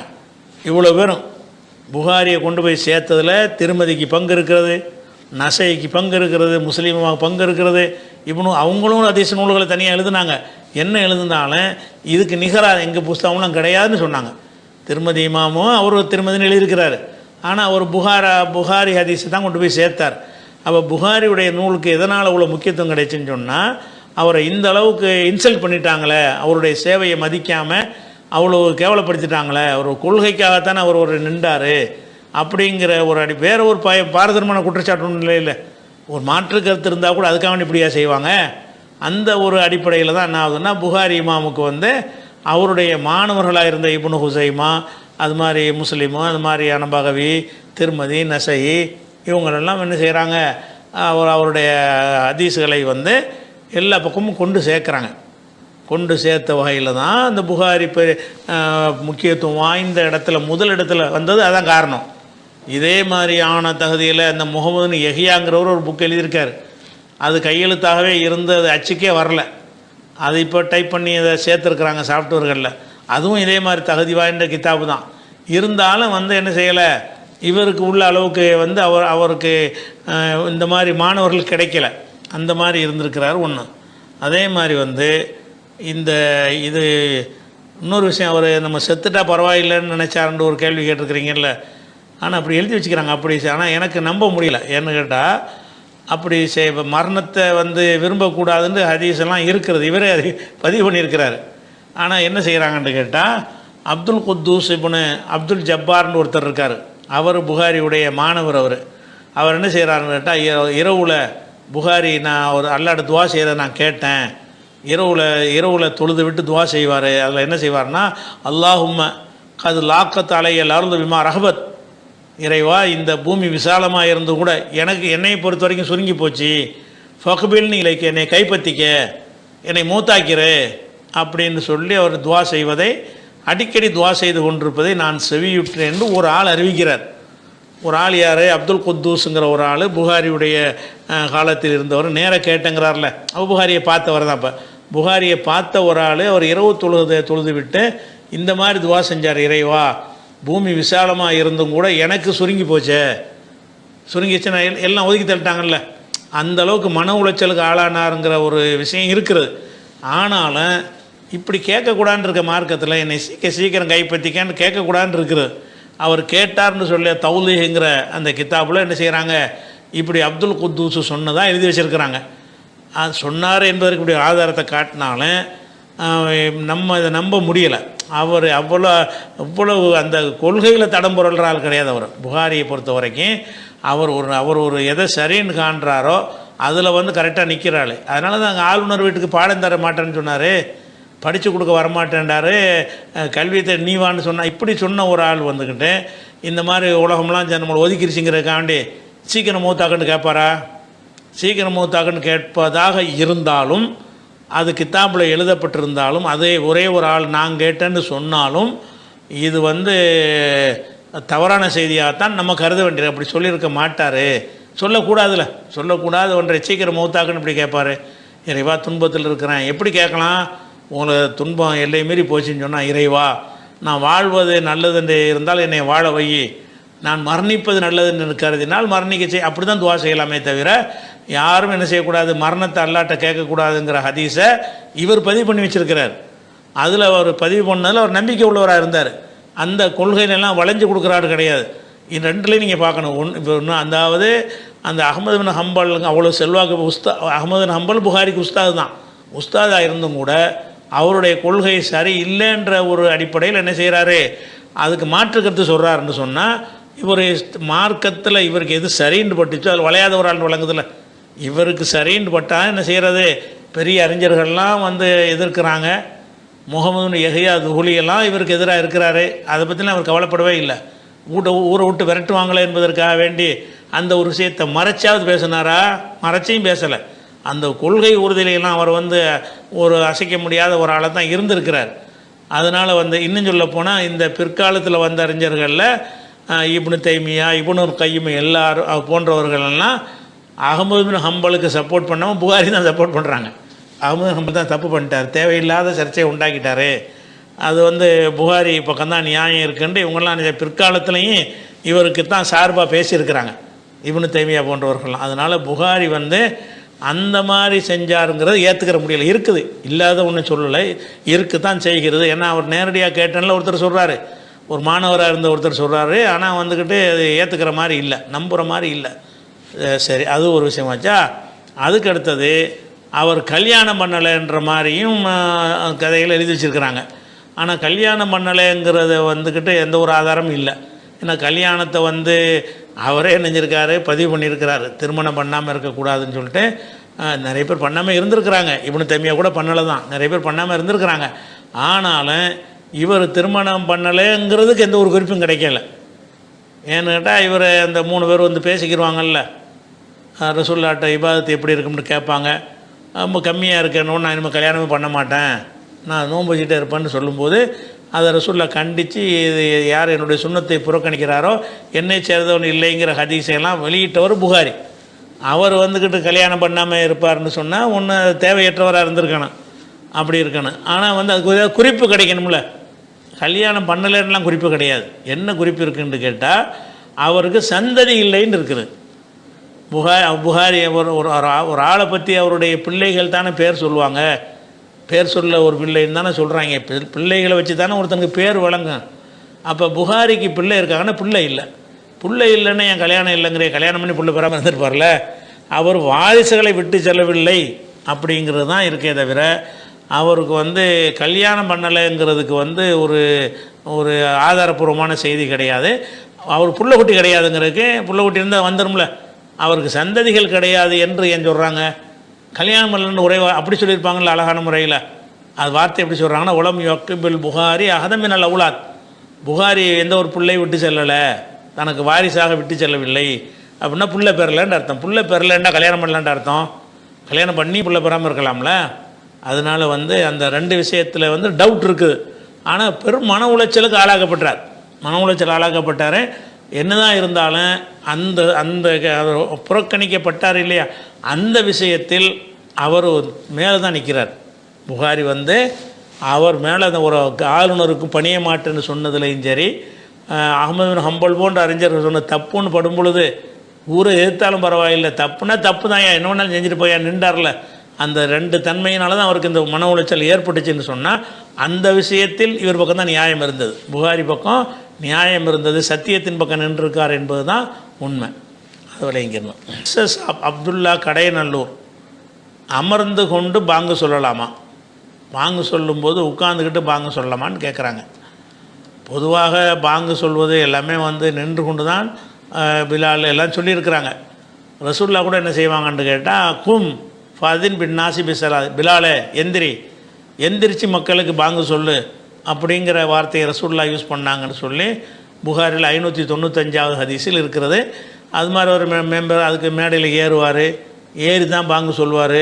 அப்படிலாம் பிலாலுடைய பாங்கு, உம்மு மக்துமுடைய பாங்கெல்லாம் நமக்கு பதிவு செய்யப்பட்டிருக்கிறது. அவங்களாம் என்ன செய்கிறாங்க, உயரமான இடத்துல போய் ஏறி பாங்கு சொன்னாங்கன்னு வரும் பொழுது உட்காந்துக்கிட்டு சொல்லலைன்னு அதில் விளங்குகிறது. நின்று தான் பாங்கு சொல்லி இருக்கிறார்கள் என்று விளங்குகிறது.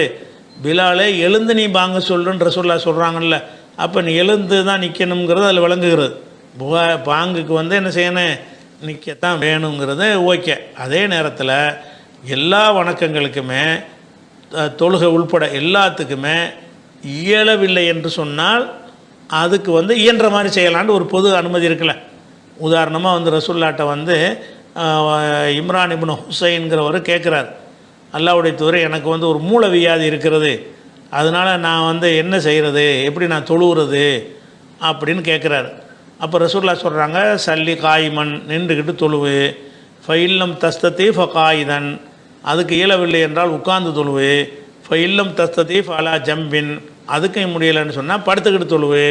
அதனால் வந்து தொழுகைக்கே வந்து நின்று தான் தொழணுன்ற ஒரு விஷயம் இருந்தும் கூட, நிற்கிறது தொழுகையுடைய ஷரத்தில் ஒரு ஷரத்தாக இருந்தும் கூட ஏழாட்டி உட்காருன்ட்டாங்கல்ல, ஏழாட்டி படுத்துக்கிறன்ட்டாங்கல்ல, அந்த மாதிரி பாங்கு சொல்கிறோம். ஒருத்தர் தான் நல்ல அழகாக உச்சரிப்போடு பாங்கு சொல்லுவாருன்னு இருக்கிறது, வேறு ஆட்களுக்கு பாங்கு சொல்ல தெரியாதுன்னு இருக்கிறது. ஆனால் அவர் வந்து நிற்க முடியாத ஒரு ஆள், சேரில் தான் உட்காந்துருப்பார், அப்படியான வீல் சேரில் உள்ள ஒரு ஆளாக இருக்காருன்னு வைங்க, அவர் சொல்லிட்டு போகிறார், அதனால் என்ன இருக்குது, ஏழா விட்டால் என்ன செய்யலாம், உட்காந்து சொல்லலாம். இப்போ பள்ளிவாசலில் பாங்கு சொல்கிறதுங்கிற அடிப்படையில் எடுத்தால் வேறு நிற்கிற ஆளை சொல்ல வேண்டியனா நீ கேட்கலாம். அவருக்கு பாங்கு சொல்லுவார் சமயத்தில் அவருக்கு என்ன செய்வார், அவர் ஒரு நிற்க முடியாத ஒரு ஆள் வந்து உட்கார்ந்து தொழக்கூடிய ஒரு ஆள், அவர் பாங்கு கேட்காம சொல்லி பாங்கு கேட்காத இடத்துல இருக்கிறாரு, அவர் பாங்கு இக்காமத்து சொல்லி தொழணும்ல. அவர் எந்த பாங்கை எப்படி சொல்லுவார்? தொழுகையே உட்காந்து தொழுதாருன்னா பாங்கே உட்காந்தான்னு சொல்லுவார். உட்காந்து தொழுறதுங்கிறதுங்கிறது ஏலவில்லை என்றால் உட்கார்ந்தா பாங்குக்கு பாதிப்புன்னா பாதிப்பு கிடையாது. நின்று தான் நீங்கள் பாங்கு சொல்லணும், அது ஓகே. பள்ளிவாசலில் சொல்கிற பாங்குக்கு வந்து ஒருத்தர் உட்காந்து சொல்கிற மாதிரி இருந்தாருன்னா மக்கள் என்ன செய்வாங்க, நீ எப்போ உட்காந்து சொல்கிற, நிற்கிறாள் இந்த ஆட்கள் அவர் அப்படின்னு கூட சொல்லிடுவாங்க. பொதுவான பாங்குக்கு விட்டுருங்க. அதுக்கு மட்டும் இல்லையே பாங்கு சத்தம் கேட்காத இடத்தில் இருந்தோம் என்று சொன்னால் நம்ம பாங்கு சொல்லி காம சொல்லி தானே தொழுவணும். அப்படிப்பட்ட ஒரு ஆள் வந்து நிற்க முடியாதவர் தான் என்ன செய்வீங்க? அவர் தொழுகவே உட்காந்து தொழுகிற ஆளாக இருந்தால் என்ன செய்வீங்க? உட்காந்து தொழுவார். தொழுகை உட்காந்து தொழுதா பாங்கை உட்காந்து சொல்லுவார், அவ்வளோதானுங்க. அதனால் உட்காந்து பாங்கு சொல்கிறது என்பது இயலவில்லை என்கிற அடிப்படையில் இருக்கும் என்று சொன்னால் அதில் எந்த ஒரு குற்றமும் கிடையாது. பாங்க ஒன்றும் பாதிக்காது. சரியான முறை நின்றுக்கிட்டு சொல்கிறது தான். அதுக்கு அடுத்தது லத்தீஃபுங்கிற ஒரு சகோதரர் தென்காசியிலேருந்து கேட்குறாரு. என்ன கேட்குறாருன்னா, இப்போ தான் உன்னை பற்றி பேசிக்கொண்டிருந்தேன், நீ வந்து விட்டாய், உனக்கு 100 வயசு என்று கூறும் வழக்கம் உள்ளது, இது சரியா? ஒரு ஆளை பற்றி பேசிகிட்டு இருக்கும்போது இப்படி ஒரு சொல் பிரயோகத்தை மக்கள் மத்தியில் நம்ம கேட்குறோம். ஒரு ஆள் வந்துட்டார்னு வைங்களேன், இப்போ தாங்க உங்களை பற்றி பேசிகிட்டு இருந்தோம், கரெக்டாக வந்துட்டீங்க, 100 வயசு அப்படிங்கிறது. 100 வயசுன்னு சொல்லி ஆசி வழங்கக்கூடிய ஒரு விஷயம் வந்து இந்த மாதிரி சந்தர்ப்பங்களில் மக்கள் பயன்படுத்துகிறாங்க. இது சரியான்னு கேட்குறாங்க. இது சரியில்லை. ஏன் சரியில்லை? ஒரு மனுஷனுடைய வயசு 100ன்றது எப்படின்னு தீர்மானிப்ப? எவ்வளோ டேஞ்சரான ஒரு விஷயம் அது. மனிதன் அறிந்து கொள்ள முடியாத ஒரு விஷயத்தில் என்னது, எப்போ சாவாங்கிறது தெரியாது. முன்பு அல்லாஹ் வந்து 5 விஷயத்தை அல்லாஹ்க்கு மட்டும் தான் தெரியும்னு சொல்கிறான்ல. அதில் என்ன இருக்குன்னா, ஒமா தத்ரி நஃப்ஸுன் பிஐயார்லின் தமுத், ஒமா தத்ரி நஃப்ஸுன் மாதா தக்ஸிபுகதா, நாளை ஒருத்தன் என்ன செய்வான் என்பது அவனுக்கே தெரியாது. ஒமா தத்ரி நஃப்ஸுன் பிஐயார்லின் தமுத், எந்த ஒரு ஆத்மாவும் எந்த இடத்துல சாவும் செத்து போவோன்னு தெரியாது, அது அல்லாஹ்வுக்கு மட்டும் தான் தெரியும்னு சொல்கிறான். அதனால் ஒருத்தருக்கு வந்து இத்தனை வயசு வாழ்வா என்பதற்கு வந்து இந்த மாதிரியான ஒரு காரணத்தை வச்சுக்கிட்டு சொல்கிறேன். எங்கேருந்து எடுத்தீங்க இதை? நான் ஒரு ஆளை இப்ராஹிமை பற்றி நான் பேசிகிட்டு இருக்கிறேன், பேசிகிட்டு இப்ராஹிம் வந்துட்டார், அதனால் 100 வயசா? அவர் தற்செயலாக நடக்கக்கூடியதுக்கு வந்து 100 வயசுக்கு அவர் வாழ்வார்னு சொல்வது வந்து வடிகட்டின அறியாமல் தானே, மூட நம்பிக்கை தானே அது. ஏதாவது லாஜிக்கான ஒரு விஷயம் இருந்தால் ஓகே, அல்லது வஹீல இருந்திருந்தால் ஓகே. ஹதீஸில் அல்லாவே சொன்னானே என்னது, உங்களை பற்றி பேசி கொண்டு இருக்கும் பொழுது அவர் வந்து விட்டாரையானால் அவருக்கு 100 வயசு என்று அல்லாஹ் சொல்லிட்டான்னா அது ஓகே. அது அல்லாஹ் சொல்ல மாட்டான் அந்த மாதிரி விஷயம்னா. அப்படி அல்லாஹ் சொல்லிவிட்டு அது ஒரு விஷயம். அப்படி இல்லாமல் இது வந்து எந்த ஒரு லாஜிக்கும் இல்லை, எந்த ஒரு ப்ரூஃபும் இல்லை. சும்மா பிற மதத்து மக்கள் சொல்கிற வச்சுக்கிட்டு என்ன செய்கிறாங்க, அவங்களுக்கு 100 வயசு, இப்போ தான் நினச்சேன் வந்துட்டீங்க 100 வயசு, நினச்சவனு வந்தால் 100 வயசா? நீங்கள் நினச்சிங்க தற்செயலாக சிலது நடக்கும்.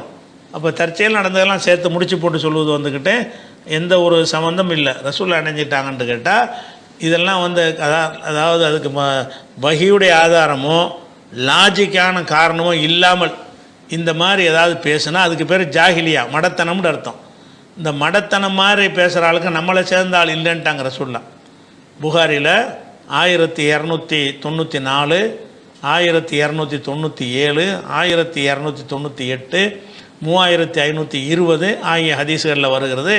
லைசமின்னா மன் லத்தமல் ஹுதூத், கன்னத்தில் அரைந்து கொள்ளக்கூடியவனும், ஒரு ஷக்கல் ஜூப், சட்டையை கிழித்து கொள்ளக்கூடியவனும், ஒரு தாபி தாவல் ஜாஹிலியா, அறியாமை கால முழக்கங்களை முழங்கக்கூடியவனும் நம்மை சேர்ந்தவன் இல்லை. அறியாமை காலத்து வாதத்தை எடுத்து வைக்கிறவனும் நம்ம சேர்ந்தவன் கிடையாது. இது அறியாமை காலத்து வாதம் தானே. ஒருத்தனை பற்றி நினச்சா அவன் வந்துட்டான்னு சொன்னால் 100 வயசு என்பது அறியாமை காலத்து சம்பந்த மடத்தனமான வாதம் தானே. அப்போ இந்த மடத்தனமான வாதம் ஒருத்தர் பண்ணுவாரையானால் அவர் நம்ம சேர்ந்தவர் இல்லை அப்படின்ட்டாங்க. அதே மாதிரி இறுதி ஹஜ்ஜில் என்னஞ்சாங்க ரசூலுல்லாஹ் ஒரு எச்சரிக்கை ஒன்று பண்ணாங்க. இறுதி பேருரையில் சொன்னாங்க, அலா குல்லு ஷைஇன் அம்ரில் ஜாஹிலியா, அறியாமை காலத்து அத்தனை காரியங்களும் தகுத்த கதமைய மௌலூன், என் பாதத்துக்கு அடியில் போட்டு மிதிக்கிறேங்கிறாங்க. எல்லா விதமான மூட நம்பிக்கையிலையும் போட்டு நான் மிதிச்சிட்டேன், அதுக்கு இஸ்லாத்தில் இடம் இல்லைன்ட்டாங்க. இது மூட நம்பிக்கை தானே. மூட நம்பிக்கைக்கும் சரியான நம்பிக்கைக்கும் என்ன வித்தியாசம்னு கேட்டால், எந்த நம்பிக்கை வந்து குர்ஆன் ஹதீஸில் இருக்கிறதோ அது மூட நம்பிக்கையில் வராது. அல்லது குர்ஆன் ஹதீஸில் இல்லை ஆனால் ஒரு அறிவியல் பூர்வமாக லாஜிக்காக இருக்கிறது, அப்படி இல்லாத ஒன்றாக இருந்துச்சுன்னு வைங்க, அதை ஒருத்தர் நம்பினாரையானால் அது மூட நம்பிக்கை. அப்போது அறிவார்ந்த வாதமும் இல்லாமல் வஹீயுடைய ஆதாரமும் இல்லாமல் ஏதாவது செய்யப்படுமையானால் அதுக்கு பேர் தான் நம்ம மூட நம்பிக்கையுமோ. இந்த மூட நம்பிக்கை விஷயத்தை போட்டு மிதிச்சிட்டேன்னாங்கிற சொல்ல அப்படின்னா அர்த்தம் இங்கே இடம் இல்லை, இஸ்லாத்தில் இடம் கிடையாதுன்ட்டாங்க. அப்புறம் எப்படி ஒருத்தன் வந்தால் 100 ஆண்டுன்னு சொல்லுவீங்க? அது தப்புது. அதுக்கு அடுத்தது ஜமால் முகமது, சவுதி அரேபியா. அவர் கேட்குறாரு, ஜமாத்தோடு தொழும்போது இமாம் தவறுதலாக ரக்காத்தை அதிகரிக்கிறார், பின் தொடர்பவர்கள் உணர்ந்து சுப்ஹான் அல்லாஹ் கூறி தவறை உணர்த்துகிறார்கள். ஆனால் அந்த இமாம் அதிகமான ரக்காத்தை மேலும் தொடர்கிறார். இந்நிலையில் இமாமை பின்தொடர வேண்டுமா அல்லது இமாம் இருப்பிற்கு வரும் வரை பின்தொடர்பவர்கள் இருப்பில் அமர்ந்து காத்திருக்க வேண்டுமா அப்படிங்கிறாரு. அதாவது பொதுவாக இமாமிடத்தில் தவறு வரும்னு சொன்னால், தவறுனா என்ன அர்த்தம்னா உட்கார நேரத்தில் உட்காராமல் எந்திரிச்சிடாரு, எந்திரிக்கிற நேரத்தில் உட்காந்துட்டார், இந்த ஒரு தவறு தான். இந்த மாதிரி தவறு வந்துருச்சுன்னு சொன்னால் நம்ம சுப்ஹானல்லாஹ் சொல்கிறோம். பெண்களாக இருந்தால் இப்போ கை தட்டணும், ஆண்களாக இருந்தால் சுப்ஹானல்லாஹ் சொல்லணும். அப்படி சுப்ஹானல்லாஹ் சொல்லி நம்ம இமாமுக்கு உணர்த்தும் பொழுது அவர் என்ன செய்யணும்? எந்திரிக்க போகிறாருன்னு வைங்க, உட்கார வேண்டிய ஒரு ரக்காத்து, அவர் எந்திரிக்க போகிறாரு, நம்ம என்ன செய்கிறோம்? சுப்ஹானல்லாஹ்ங்கிறோம். அவர் கவனமாக மார்க் அறிஞ்சவராக இருந்தால் என்ன செய்யணும்? டக்குன்னு உட்காந்துடணும். நம்மளை இந்த தப்பாக போகிறோம்னு தான் எச்சரிக்கை பண்ணுறாங்க அப்படின்னு உட்காந்துடணும். அல்லது எந்திரிக்கிற நேரத்தில் உட்காந்துட்டாருன்னு சொன்னால் சுப்ஹானல்லாஹ்னா எந்திரிச்சிடணும். என்ன மிஸ்டேக் பண்ணுறாரு என்று மக்கள் சுட்டி காட்டுகிறார்களோ அதுக்கு கட்டுப்படணும் அவர். ஆனால் அப்படி கட்டுப்பட்டால் இந்த பஞ்சாயத்தும் இல்லை, அது போயிடும். ஆனால் இவர் இப்போ இந்த கேள்வியில் கேட்குறவர் என்ன கேட்குறாருன்னு கேட்டால், அவர் இமாம் தவறாக ஒரு ரக்காத்தை அதிகரிக்க பார்க்குறாரு. அதாவது இப்போ லோகர் தொழுகை 4 ரக்காத்தில் இருக்கிறார், 4ஓட தொழுகை முடிஞ்சிருச்சு. அவர் பாட்டுக்கு எந்திரிக்கிறார், சுப்ஹானல்லாஹ்னு சொல்லின பிறகு கேட்காம அவர் 3 நினச்சிக்கிட்டார். நான் தொழுதுகிட்டு இருக்கிறது 4, இமாம் என்ன செய்கிறாரு? 3 நினச்சிருப்பார், அப்போ தான் எந்திரிப்பார். அவன் 3 நினச்சி என்ன செய்கிறாருன்னா 4 ரக்காத்தை தொழுது முடிச்சுட்டு அத்தையத்தில் உட்காந்து தொழுகையை ஃபினிஷ் பண்ணுறதுக்கு பதிலாக நேரம் எந்திரிச்சிட்டார். அப்போ பின்னாடி உள்ளவர் அவரை பின்பற்றி எந்திரிச்சாருன்னா அவர் 5 தொழுகிற மாதிரி ஆயிரும். நான் என்ன செய்கிறது அப்படின்னு கேட்குறாரு. அல்லது நம்ம அத்தையாத்தை நம்ம உட்காந்து நம்ம சுப்ஹானல்லாஹ்னு சொல்லி அவர் உட்கார மாதிரி தெரியலை, நம்ம உட்காந்து இருப்போம், அவர் ஒரு ரக்காத்தை அதிகப்படுத்திட்டு சுற்றி கித்திட்டு கடைசியில் உட்காருவார்ல, அப்போ நம்ம சேர்ந்துக்கிட்டு சலாம் கொடுக்குறதா என்ன அப்படின்னு கேட்குறாரு. முதல் விஷயம் என்னென்னு கேட்டால், இமாமை பின்பற்றுதல் என்பது எல்லாமே சரியாக செஞ்சால் தான். தவறாக செஞ்சார்னு சொன்னால் முறிச்சிட வேண்டியதான் அதோட. அதாவது அஸ்ஸமு தாத் ஹக்குன் மாலம் யூமர் பில் மாசியா, தப்பானது கட்டளையிடாத வரைக்கும் தான் கட்டுப்படுதலும் செவியேற்பதும் மார்க்கத்தில் உண்டு. ஃபொய்தா உமிர்பி மாசியத்தின் தவறானதுக்கு கட்டளையிடப்பட்டால் ஃபலா சமா வலா தாத்த, செவியுறுதலும் கிடையாது, கட்டுப்படுதலும் கிடையாது. தலைவர் ஒரு கட்டளை போடுறாரு, மார்க்கத்தில் இல்லாத ஒன்று இருக்குது, கேட்க தேவையில்லை. அமீர் கட்டுப்படலாம் இல்லை, கிடையாது. சரியானது சொல்லும்போது தான் கட்டுப்படணும்னு ஹதீஸில் இருக்குது. இந்த ஹதீஸ் தலைமைக்கு கட்டுப்படுறதை பற்றி பேசினாலும் தொழுகையில் அடங்கும்ல. தொழுகையில் உனக்கு 4 தான் மார்க்க கடமை, நீ 5க்கு எந்திரிக்கிற, சுப்ஹானல்லாஹ் சொன்னப்புறம் எந்திரிக்கிறேன்னா நான் ஏன் 5 தொழுவணும்? எனக்கு உள்ளது 4 தானே எனக்கு கடமை அப்படின்னு பார்த்தீங்கன்னா அவரை ஃபாலோ பண்ண முடியாது. இது புகாரில் 2955 ஹதீஸில் இருக்கிறது. அதுக்கு என்ன செய்கிறது அப்படின்னு கேட்டிங்கன்னா, தொழுகையை பொறுத்த வரைக்கும் நம்ம இமாமோட சேர்ந்துட்டோமா, சேர்ந்ததுக்கு பிறகு தக்க காரணம் இருக்கும் என்று சொன்னால் இமாமிட்டேருந்து பிரிஞ்சு நம்மளாக தொழுதுட்டு போய்கிட்டே இருக்கலாம்னு மார்க் அனுமதிக்கிறது. ஒரு இமாமை ஃபாலோ பண்ணிட்டீங்க, இமாமை ஃபாலோ பண்ணிட்டோம்னா முடிஞ்சு போச்சு, அவரோட பிரிக்க முடியாத ஒரு பந்தம் அப்படின்னு நினைத்து கொண்டு அவர் 1.5 மணி நேரம் ஓதுறாரு, நமக்கு பார்க்குறோம் முட்டுக்காலெலாம் வலிக்குது, அதுலேயே ஃபாலோ பண்ணிட்டு போகணும்னு இருக்குதா, அல்லது நம்ம சக்திக்கு உட்பட்டு ஒரு முடிவு எடுக்கணும்னு இருக்குதாங்கிறது முக்கியமான ஒரு விஷயம். அதில் என்ன மாதிரி வருதுன்னு கேட்டால், புகாரில் 6106வது ஹதீஸ். அதில் என்ன வருதுன்னா, முஆத் இப்னு ஜபல்னு ஒரு சஹாபி இருந்தாங்க. அவங்க என்ன செய்வாங்கன்னா, ரசூலுல்லாஹ்ட்ட மதீனாவில் தொழுவாங்க. தொழுது முடிச்சுட்டு அவர் மஹல்ல, அடுத்த தெருவு அவர் மஹல்லா, அடுத்த தெருவுக்கு போய் என்ன செய்வார்னு கேட்டால், அங்கே ஒரு பள்ளிவாசலில் இவர் மக்களுக்கு தொழுவிப்பார். இவர் 2 ரோல் இவருக்கு. முஆத் இப்னு ஜபலுக்கு அவர் ஏரியாவில் இமாம், ரசூல்லா ஏரியாவில் மக்களோட மக்கள். அப்போ அங்கே சுபுஹ் இங்கே ரசூல்லா பின்பற்றி தொழுவார். தொழுதுட்டு வேகமாக போய் அந்த மக்கள் வெயிட் பண்ணிகிட்டு இருப்பாங்க. அந்த ஊர் மக்களுக்கு என்ன செய்வார்? சுபுஹ் தொழுவிப்பார். இங்கே லொஹர் தொழுது முடிச்சுட்டு போய் அங்கே லொஹர் தொழுவிப்பார். இங்கே அசர் தொழுது முடிச்சுட்டு போய் அங்கே அசர் தொழுவிப்பார். இப்படியான ஒரு வகையில் முஆத் இப்னு ஜபல் இருந்தார். இருந்தவனை ஒரு நாள் என்ன செய்கிறாருன்னா அவர் தொழுகை நடத்தும் போது பக்கரா சூறாவை ஆரம்பிச்சிட்டார். பக்கரா சூறாங்கிற என்ன எவ்வளோ பெரிய சூறா, அது ஒரு மணி நேரத்துக்கு மேலே எடுக்கும், அவ்வளோ பெரிய சூறா. இது குரான்லேயே பெரிய சூறான்னு வைங்களேன். அப்போ அந்த சூறாவை எடுத்து என்ன செய்கிறாரு, 286 வசனம் உள்ளது, அவ்வளோ பெரிய சூறாவை ஓத ஆரம்பிக்கிறார். யார்? முஆத் இப்னு ஜபல். அப்போ என்ன செய்கிறாருன்னா ஒரு ஆள் வந்து பின்னாடி தொழுகிறவர் பார்க்குறாரு, என்னடா இதை ஓதுனாருன்னா எப்போ முடிப்பார், நமக்கு இவ்வளோ நேரத்துக்கு நமக்கு ஃபாலோ பண்ண முடியாது. இந்த இமாமை வந்து என்ன செய்ய முடியாது, ஒரு பக்கரா ஓதுற வரைக்கும் நம்ம தக்பீர் கட்டிட்டோமே என்ன செய்கிறதுங்கிறக்காண்டி இருக்கிறதா, என்ன செய்யணும் யோசிக்கிறாரு. அவராக யோசிச்சு என்ன செய்கிறாருன்னு கேட்டால், இப்போ ஜவ்வஸ் ரஜுலுன் ஃபஸல்லா ஸலாத்தன் ஹஃபீஃபத்தன், ஒரு மனிதர் நினைஞ்சிட்டாருன்னு கேட்டால் அவர் தொழுகையை சுருக்கி குறைந்த நேரத்தில் அவர் தொழுகை முடித்து விட்டார். அவர் பாட்டு ஓதிட்டு இருக்கிறாரு, இவர் எல்லா ருக்குக்கு போயிட்டார், சைதா பண்ணிட்டார், சொல்ல தொழுகை முடிச்சுட்டு வாட்டு போயிட்டார். இவர் பக்கரா ஓதிட்டு நிற்கிறாரு, இவர் தொழுகை கடமையெல்லாம் முடிச்சுட்டு வெளியேறி போயிட்டார். அப்போ இது மாதுக்கு தெரிஞ்சு கேள்விப்படுறாரு. ஒரு ஆள் நீங்கள் ஜமாத்தில் சேர்ந்த ஒரு ஆள் நீங்கள் தொழுகை நீட்டுற காரணத்தினால இடையிலே முறிச்சிட்டு போயிட்டார், கடைசி வரைக்கும் அவர் இருக்கலை அப்படிங்கிற மாதிரி அவர்கிட்ட சொல்கிறாங்க. அப்போ அவர் என்ன செய்கிறாருன்னு கேட்டால், அவன் முனாஃபிக் அந்த ஆள் அப்படிங்கிறாரு. யார்? மாது. அவர் நினைக்கிறாரு தொழுகையில் கலந்துட்டு முறிச்சிட்டு போனால் என்ன அர்த்தம், அவர் பார்வையில் முனாஃபிக்குன்னு நினைக்கிறார்.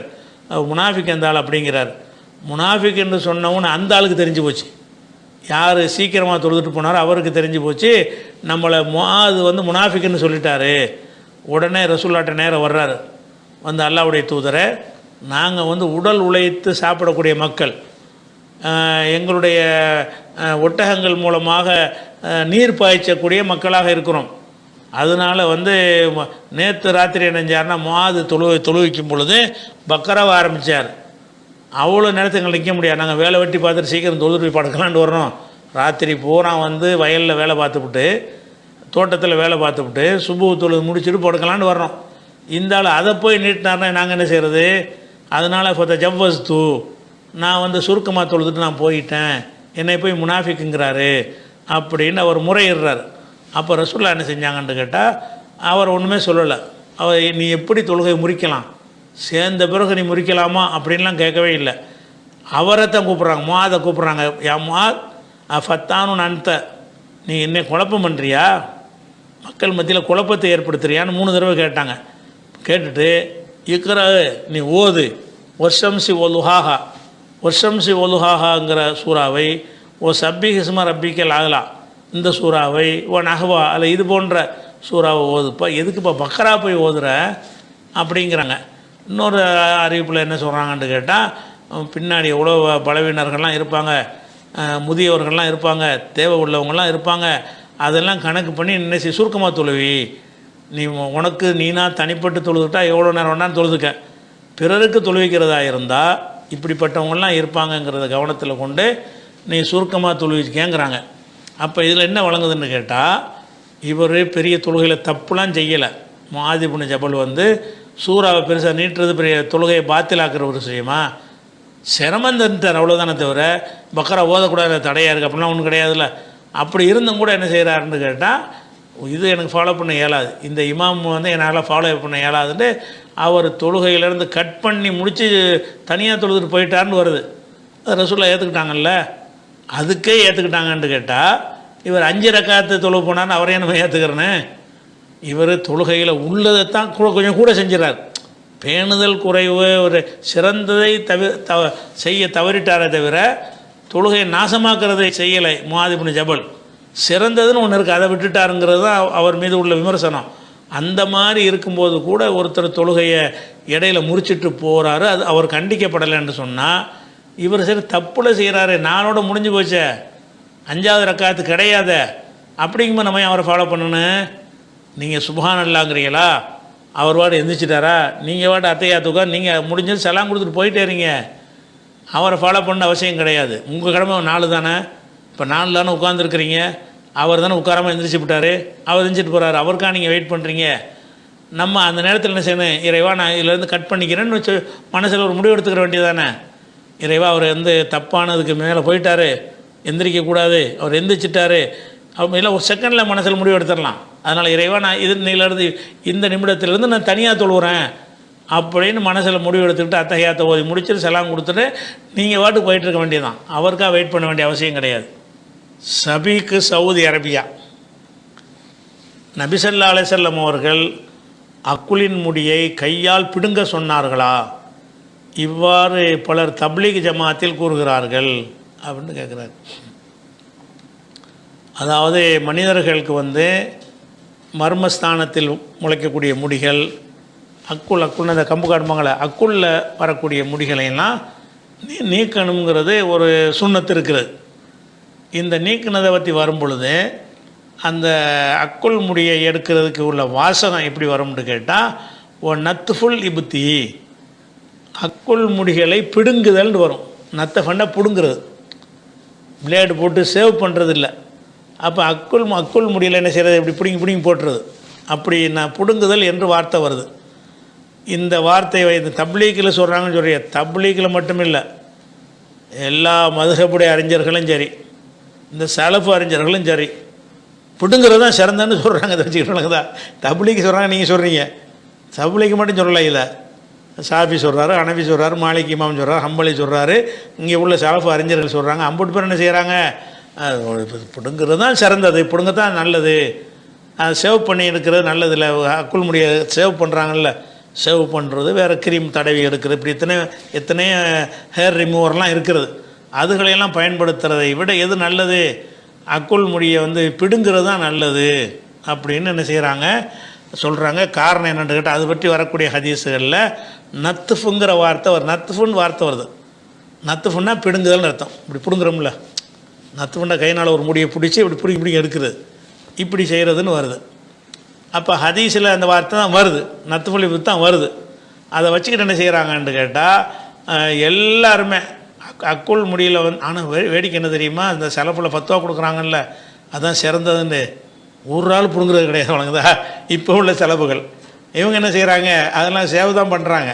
இருந்தாலும் ஹதீஸில் வருதில் அதுக்கு சொல்லணுமே, அதுக்காக வேண்டி மக்களுக்கு ஒன்று சொல்கிறாங்க, அவங்க ஒன்று செய்கிறாங்க வழங்குதா.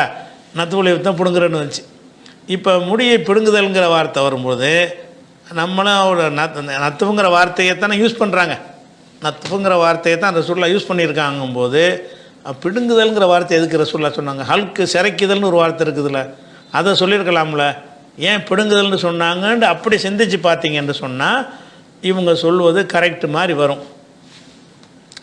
ஆனால் ரசூலுல்லாஹ் அந்த சொன்ன ஹதீஸை நீங்கள் எடுத்து பார்த்தீங்கன்னு சொன்னால் அது எப்படி வருதுன்னு கேட்டால், ஹம்சும் மினல் ஃபித்ரா அல்லது அல் ஃபித்ரத்து ஹம்சும். அதாவது இப்போ 5 காரியங்கள் இருக்குது. இந்த 5 காரியங்கள் இப்ராஹிம் நபியிடமிருந்து இன்று வரை விடுபடாமல் தொடர்ச்சியாக வழி வழியாக வந்து கொண்டே இருக்கிறது. அப்படி 5 காரியங்கள் உள்ளனன்னு ரசூலுல்லாஹ் சொல்கிறாங்க. அது 5 காரியத்தை சொல்கிறாங்க. இந்த 5 காரியம், இந்த மக்கத்து காஃபிர் இருக்காங்களே, இவங்க இப்ராஹிம் நபியுடைய எல்லாத்தையும் நாசமாக்கிட்டாங்க. ஆனால் 5 விஷயத்தை மாத்திரம் கரெக்டாக கடைப்பிடிக்கிறாங்க. இன்று வரைக்கும் தொன்று தொட்டு வந்து கொண்டு இருக்கிறது.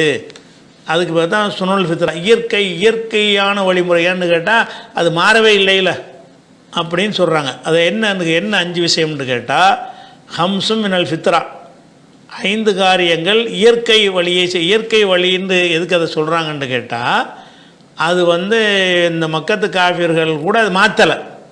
இயற்கையானது மாறாதுல, அந்த மாதிரி இருக்கிறதுனால அதுக்கு ரசூலுல்லாஹ் என்ன பேர் வைக்கிறாங்க, ஃபித்ராங்கிறாங்க. ஹம்சும் மினல் ஃபித்ரா, 5 காரியங்கள் கரெக்டாக செஞ்சிட்ருக்குறாங்க.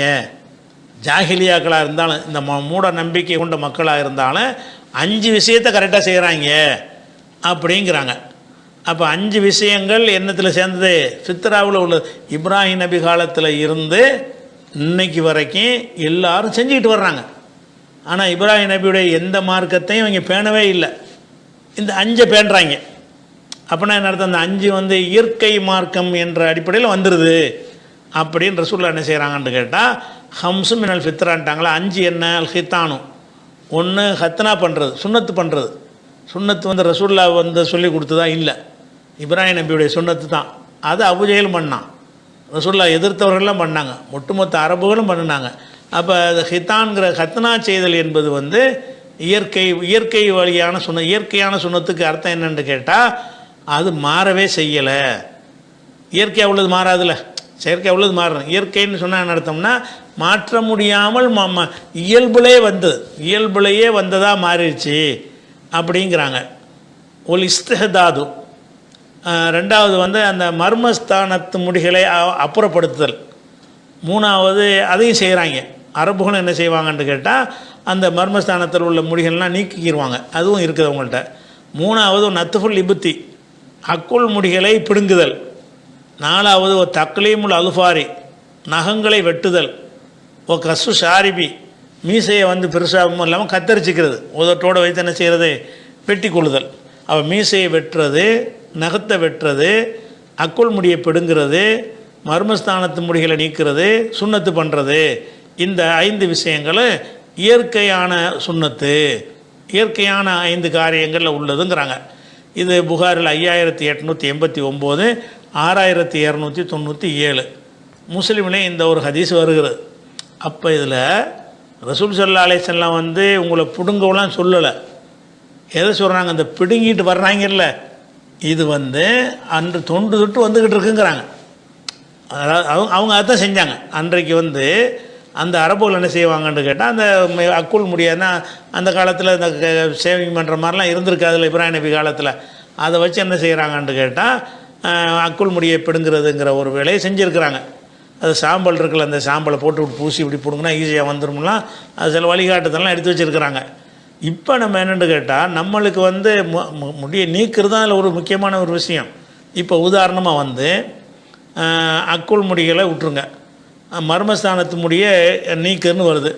நீக்கிறேன்னா என்ன, பிளேடு வச்சு சேவிங் தான் பண்ணணுமா, அல்லது அதுக்கு தகுந்த கிரீமுகள்லாம் வருதில்ல, ஹேர் ரிமூவர், அது மாதிரியான சாதனங்கள், அதை வச்சு முடியை நீக்கினா தப்பாண்டா தப்பு கிடையாது. எதை வேணாலும் நீங்கள், நம்ம நோக்கம் என்னன்னு கேட்டால் அது எதனால் மார்க்கத்தில் சொல்லப்பட்டுச்சோ அதை செய்யணுங்கிறது தான் நோக்கம். எதனால் சொல்லப்பட்டுச்சு, வந்து அந்த இடம் வந்து முடி வளரக்கூடாது, நல்லதில்லை, அது சுத்தப்படுத்தி வச்சுக்கிறேன்னு, அந்த இடத்த நீங்கள் தூய்மையாக்கிக்கிறணும்னு ஒரு வழிகாட்டுதல் தான். அதில் வந்து நீங்கள் வந்து சிறைச்சாலும் ஒன்று தான், அல்லது வேறு ஒரு கிரீம் மாதிரி தடவி அதை முடிய நீக்கினாலும் ஒன்று தான், எல்லாம் ஒன்று தான். அது போக இது அறியாமை காலத்து மக்கள்கிட்ட இப்ராஹிம் நபி காலத்திலிருந்து தொன்று தொட்டு வர்ற வழிமுறைன்னு அந்த ஒரு கோணத்தில் தான் ரசூல் அதை சொல்கிறாங்க. அவன் செஞ்ச மாதிரியே செய்யணும்னு கிடையாது. அவன் இந்த காரியங்களை செஞ்சுக்கிட்டு வந்தான்னா அவன் அந்த முடியை பிடுங்கிக்கிட்டு இருந்தான், அக்குள் முடியை. இன்றைக்கி வந்து என்னது, பிடுங்கிறது நல்லதா, முடியை சேவ் பண்ணுறது நல்லதாண்டா என்ன சொல்லுவாங்க, முடியை பிடுங்கி பாருங்களேன் எப்படி இருக்கும்ண்டு. அக்குள் முடியை ஒரு பிடுங்கினா என்ன ஆயிரும், வலி உசுறு போகுமா இல்லையா? அப்படி ஒரு முடியை பண்ணுறது, சுண்ணத்து பண்ணுற வேதனை அனுபவிப்பாங்க முடியை பிடுங்குறதுன்னு சொல்லிட்டு. அது அந்த காலத்தில் அவங்க செஞ்சுக்கிட்டு இருந்தாங்கங்கிறது அதில் வருது.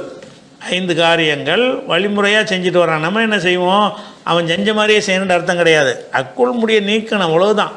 அவர்கள் பிடுங்கி கொண்டு இருந்ததுனால இந்த வார்த்தை ரசூலுல்லாஹ் சொன்னாங்களே தவிர பிடுங்கிறது தான் நல்லதுன்னு சொல்ல மாட்டான். நம்ம எதை தேர்ந்தெடுக்கணும், 2 வழி கண் முன்னாடி இருந்துச்சுன்னு சொன்னால் எந்த வழி வந்து சிரமம் இல்லாமல் இருக்குதோ, எந்த வழி வந்து நமக்கு வேதனை தராமல் இருக்கிறதோ அதை தேர்ந்தெடுப்பதா, சிறந்ததுன்னு சொல்லி வேதனையை கூட்டிக் கொள்வதா?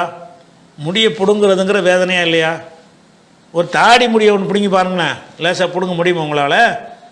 பிடுங்கினா என்ன செய்யும், அது வரையும் பிச்சுக்கிட்டு வந்து ஒரு ரத்தம் கூட வந்துடும் சில ஆளுகளுக்கு. அப்போ முடியை வந்து அது கட் பண்ணுறது, அதை சேவ் பண்ணுறதுங்கிறது கஷ்டம் இல்லாமல் இருக்கும், பிடுங்குறதும் கஷ்டமாக இருக்கும். ஆனால் அவங்க ஏன் அதை சொல்கிறாங்கன்னு கேட்டால் அந்த பிடுங்குதல்ங்கிற வார்த்தை வந்துருச்சான். பிடுங்குங்கள்னு அவங்கள்ட்ட சொன்னாங்க. எப்படி வந்திருக்குது, அது வந்து அந்த ஜாஹிலியா காலத்தில் இருந்து தொடர்ச்சியாக வந்து கொண்டு இருக்கிறது. அது முடியை பிடுங்கிறதும் வந்துக்கிட்டு இருக்குங்கிறாங்க. முடியை அவன் பிடுங்கிட்டு இருந்தான்னு சொன்னால் அன்றைக்குள்ள சாதனம் இல்லாதனால பிடுங்கி இருந்திருப்பான். உங்களுக்கு இப்போ ஏன் போட்டு பிடுங்க வேண்டிய என்ன தேவை இருக்குது? அதை விட லேசாக என்ன செய்யலாம், அதுக்கு வந்து ரேசர் வச்சு எடுத்துடலாமே, சிம்பிளாக ஒரு கத்தியை வச்சு எடுத்துடலாமே, அதில் ஒரு கிருமி தடை விட்டு என்ன செய்யலாம், எடுத்துடலாம். அதனால் வந்து பிடுங்கத்தான் வேணுங்கிறது வந்து அது. ஆனால் அவங்க இல்லாதவங்க சொல்லலை, புரிந்து கொள்வதில் என்ன செய்கிறாங்க, தப்பு பண்ணுறாங்க. இதுதான் சிறந்ததுங்கிறாங்க. அவங்களே இந்த சிறந்ததை செய்ய மாட்டாங்க. எந்த சலபையும் வந்து உட்காந்து பிடிங்கிட்டு இருக்க மாட்டாருன்னு கேளுங்க. சலபுகள்கிட்ட கேட்டிங்கன்னா அப்படி தான் அதிசயில் வருது, பிடுங்குறது நல்லதும்பாங்க. நல்லதுன்னா நல்லது நீங்கள் ஒரு ஆளாவது தேர்ந்தெடுத்து செய்யணுமா இல்லையா? ஒவ்வொரு சலபி ஆலிம் சட்டை போய் கேளுங்க, நீ பிடுங்குவீலாண்டு. பள்ளிவாச இமாம்கிட்டலாம் கேளுங்க, 4 மதுக இமாமும் பிடுங்க சொல்லிவிட்டாங்க, அஜர்த்து நீங்கள் பிடுங்குறீங்களான்னு கேளுங்க. அக்குள் முடிய பிடுங்குறீங்களா சிறைக்கிறீங்களான்னு கேளுங்க, பிடுங்க மாட்டார். அதாவது தானும் செய்வதே இல்லைங்கும்போது என்ன வழங்குறாங்கன்னு கேட்டால் அவங்களுக்கு தப்புன்னு தெரியுது, எப்படி தப்புன்னு வழங்கலை. அதாவது இருக்கிற எல்லாருக்குமே இந்த பிடுங்குதல் என்று அதை வந்து நம்ம புரிந்து கொள்வது தப்புன்னு விளங்குகிறது. அதை சொல்ல தெரியாதனால அது அப்படி தான் வந்திருக்கு, அதான் சிறந்தது, இருந்தாலும் நீங்கள் விரும்பினா அப்படி செஞ்சுக்கலாம்னு சொல்லிட்டு என்ன செய்கிறாங்க, இந்த ரெண்டாம் நிலையில் உள்ளது தான் அவங்க செய்கிறாங்க. நம்ம என்ன செய்கிறோம், பிடுங்கிறது அந்த காலத்து வழக்கத்தில் உள்ளது. அதாவது எப்படி 5 காரியங்கள் வந்து இப்ராஹிம் நபி காலத்திலேருந்து தொன்று தொட்டு வருகிறதோ அந்த மாதிரி இப்போ அவங்களும் பிடுங்கி கொண்டு இருந்தார்கள்னு அர்த்தம். அவ்வளோதான். நம்ம பிடுங்கணுன்ற அவசியம் கிடையாதுன்னு எடுத்துக்கிட்டோம்னா என்னவாயிரும், அது சரியாக வந்துடும். சபீக்கு சவுதி அரேபியா குர்ஆனில் 8:72 இந்த வசனம் இஸ்ரேலுக்கு எதிராக காசாவிற்கு உதவ முஸ்லீம் நாடுகளை தடுக்கிறது. இவ்வாறு எகிப்திய அறிஞர்கள் கூறுகின்றனர். இது சரியான்னு கேட்குறார். இன்றைக்கி காசாவில் அந்த மக்கள் இவ்வளோ கஷ்டப்படும் பொழுது எகிப்து அரசாங்கம் அவங்களுக்கு உதவி செய்ய மாட்டேங்குது, சவுதி அரசாங்கம் உதவி செய்ய மாட்டேங்குது, அமீரகத்திலேருந்து உதவி செய்ய மாட்டேங்கிறாங்க, குவைத்திலேருந்து உதவி கிடையாது. உதவி செய்கிறது எல்லாமே யாருன்னு கேட்டால் ஈரான் மட்டும்தான் செய்கிறான். வேறு நாடுகள்லாம் அவங்களுக்கு எந்த ஒரு உதவியுமே செய்வது கிடையாது. அப்படி இருக்கும்போது ஒரு கேள்வி வரும்ல, ஏண்டா மக்களுக்கு செத்துக்கிட்டு இருக்கிறாங்க, ஒரு உதவி செய்ய மாட்டேங்கிறீங்களே அப்படின்னு வரும் பொழுது, அப்போ அவங்களுக்கு ஆட்சியாளருக்கு சார்பாக பாயிண்ட் எடுத்துக்கூடிய மத அறிஞர்கள் இருப்பாங்கள்ல, அவங்க பாயிண்ட் எடுத்து கொடுக்குறாங்க. என்ன பாயிண்ட் கொடுக்குறாங்க, நம்ம வந்து காசாவுக்கு நம்ம உதவி செய்ய தேவை கிடையாது.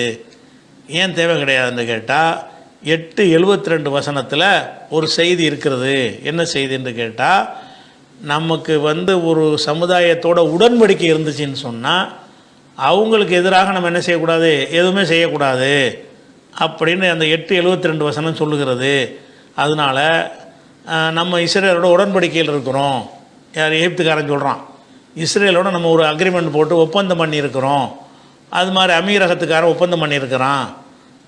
சவுதி இஸ்ரேல் அங்கீகரிக்காட்டால் கூட அவனும் ஒப்பந்தம் பண்ணியிருக்கிறான். துருக்கிக்காரன் இஸ்ரேலோட ஒப்பந்தம் பண்ணி என்ன செய்கிறான், கொடுக்கல் வாங்கல் வியாபார போக்குவரத்து எல்லாம் நடந்துக்கிட்டு இருக்கிறது. நம்ம அவன்கிட்ட ஒப்பந்தம் பண்ணியிருக்கும் பொழுது இந்த மக்களுக்கு இப்படி உதவி செய்கிறது, அவனுக்கு எதிராக இப்படி உதவி செய்வது அப்படின்னு சொல்லி என்ன செய்கிறாங்களாம், அந்த அரசாங்கத்தை அவங்க மார்க்கப்படி தான் நடக்கிறாங்கன்னு காட்டுறாங்களாம். அவங்க இஸ்லாம் தடுத்ததுனால தான், இல்லாட்டி உதவி செஞ்சதை மறுவலை வைப்பாங்க. எல்லாம் அமெரிக்காவுக்கு பயந்துக்கிட்டு இவ்வளோ உதவி செய்ய மாட்டேங்கிறாங்க, மார்க்கத்துக்காகலாம் கிடையாது. ஆனாலும் அதுக்கு மார்க்க கலருக்கு ஊற்றுற மாதிரி அந்த எகிப்து அறிஞர் சொல்கிறாங்களாம். அந்த வசனம் என்ன சொல்லுதுன்னு பாருங்கள். 8:72 இன்னல்லதின் ஆமனும் நம்பிக்கை கொண்டு, இப்போ ஹாஜரு ஹிஜரத்து செய்து, ஓ ஜாஹது பி அம்வாலியும் அம்புசியும் ஃபி சபீலில்லா, அல்லாவுடைய பாதையில் உடலாலும் பொருளாலும் ஜிஹாது செய்கிறார்கள் அவர்களும், ஒல்லதீன் ஆவோ ஓ நசரு, யார் அடைக்கலம் தந்து உதவி செஞ்சார்கள் அவரோ. இது வந்து அன்சாரிகளை சொல்லுது. இது வந்து முஹாஜர் உள்ளது முஹாஜர், அதாவது மக்காவிலேருந்து வந்தவங்கள சொல்லுது. ரெண்டாவது பாயிண்ட் வந்து அன்சாரிகளை மதீனாவாசிகளை சொல்லுது. திருப்பி ஒருக்கா பாருங்கள். இன்னல்லதீன் ஆமனு நம்பிக்கை கொண்டு, ஓ ஹாஜரு ஹிஜரத்தும் செய்து, ஓ ஜாஹது பி அம்பாலியும் அம்புசியும் பி சபீலில்லா, அல்லாவுடைய பாதையில் உடலாலும் பொருளாலும் வந்து ஜிஹாது செய்கிறார்களே அவர்களும், ஒல்லதீன் ஆவோ அடைக்கலம் தந்தார்களே, ஓ நசரு உதவி செய்தார்களே அவர்களும், அடைக்கலம் தந்து உதவி செய்தவர்கள்னால் மதீனாவாசிகள், அவர்களும் உலாய்க்க பாலுகும் அவுலியாவு பாலின், இவர்கள் ஒருவர் மற்றவருக்கு உற்ற நண்பர்கள், இவங்களுக்கு அவங்க நண்பர்கள், அவங்களுக்கு இவங்க நண்பர்கள், இவங்களுக்கு அவங்க பொறுப்பாளி, அவங்களுக்கு இவங்க பொறுப்பாளிகள் அப்படின்னு சொல்லிட்டானா இந்த சப்ஜெக்ட் பிரச்சனை இல்லை. இதில் வந்து அடுத்ததான் டாபிக். இது வந்து சாதாரணமாக புரிஞ்சு கொள்ளக்கூடிய ஒரு விஷயம். அப்போ வந்து ஒல்லதீன் ஆமனும், யார் ஈமான் கொண்டு, வலம் யு ஹாஜிரு ஹிஜரத்து செய்யாமல் இருக்கிறார்களோ, மாலக்கும் மின் விலாயத்தையும் மின் செய்யின், அவங்கள் விஷயத்தில் உங்களுக்கு எந்த விதமான பொறுப்பும் கிடையாது. ஹிஜ்ரத் செஞ்சு வந்தாங்கல்ல மக்காவிலேருந்து, அவங்கள காப்பாற்றுறது தான் உங்கள் கடமையை தவிர மக்காவில் இருந்துக்கிடுவாரான், ஹிஜ்ரத்தெல்லாம் பண்ண மாட்டாரான். நான் கஷ்டப்படுறோம் உதவுங்க போகிறான், அவருக்கு நீ உதவணும், அதான் ஹிஜ்ரத் செய்ய மாட்டேங்கிறானே, அவனுக்கே செய்யலைன்னு நல்லா கேட்குறான். உள்ளதீன் ஆமனும் யார், இது வந்து ரசூலுல்லாஹ் காலத்தில் வந்து இஸ்லாத்தை ஏற்றுக்கொண்டு மக்காவில் இருந்தவர்கள், ஹிஜ்ரத்து செய்யாமல் என்ன செய்யணும், சொந்த ஊர் விட்டு போகக்கூடாது அப்படின்னு இருந்தாங்கல்ல, இருந்துக்கிட்டே நாங்கள் கஷ்டப்படுறோம் அப்படின்னு கேட்டாங்கன்னா அது உதவி செய்ய முடியாது. நீ அங்கே இருக்கிற, நீ ஹிஜ்ரத் பண்ணி வர வேண்டியதானே அப்படின்னு கேட்குறதுக்கு அல்லாஹ் சொல்கிறான். உள்ளதீன் ஆமனு, யார் ஈமான் கொண்டார்களோ, ஒலம் யு ஹாஜிரு, ஹிஜ்ரத்து செய்யவில்லையோ, ஈமான் கொண்டுட்டாங்க, ஹிஜ்ரத் அதை மக்காவில் இருக்கிறாங்க, அப்படி இருந்தார்களே ஆனால் மாலக்கும் மின் விலாயத்திகும் மின் செய்யின், அவங்கள்ட்டுக்கு எந்த பொறுப்பும் உங்களுக்கு கிடையாது. அவங்கள அடிக்கிறான் மிதிக்கிறான்னா நீ கண்டுக்கிறாம ஏறி, அவன் ஏன் ஹிஜ்ரத் பண்ணாமல் இருக்கிறான்? அவன் துன்பத்தை அவனே தனக்குத்தானே உண்டாக்கி கொள்ளுவான். அதுக்கு போய் நீங்கள் காப்பாற்ற போகணுமா? ஹத்தா யுஹாஜிரோ, அவர்கள் ஹிஜ்ரத் செஞ்சு வர்ற வரைக்கும் அவங்கள் மீது உங்களுக்கு எந்த பொறுப்பும் கிடையாது. அதான் யார் ஹிஜ்ரத் செஞ்சு இங்கே வந்துட்டாங்களோ அவங்களுக்கு உங்களுக்கு பொறுப்பு இருக்கிறது.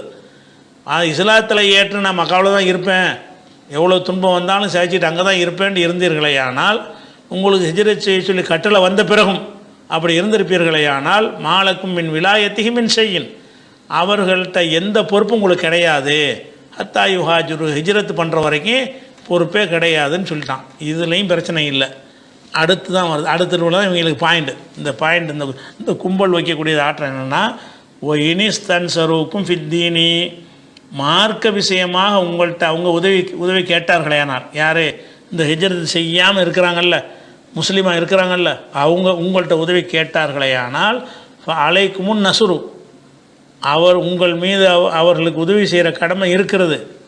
இல்லா அலா கௌமின் பைனக்கும் பைனகும் மீசாக்கும், உங்களுக்கும் ஒரு சமுதாயக்கு மத்தியில் உடன்படிக்கை இருக்குமே, அப்படி இருக்கும் சமுதாயத்தை தவிர மற்றவர்கள் விஷயத்தில் நீ உதவி செய்யலாம்.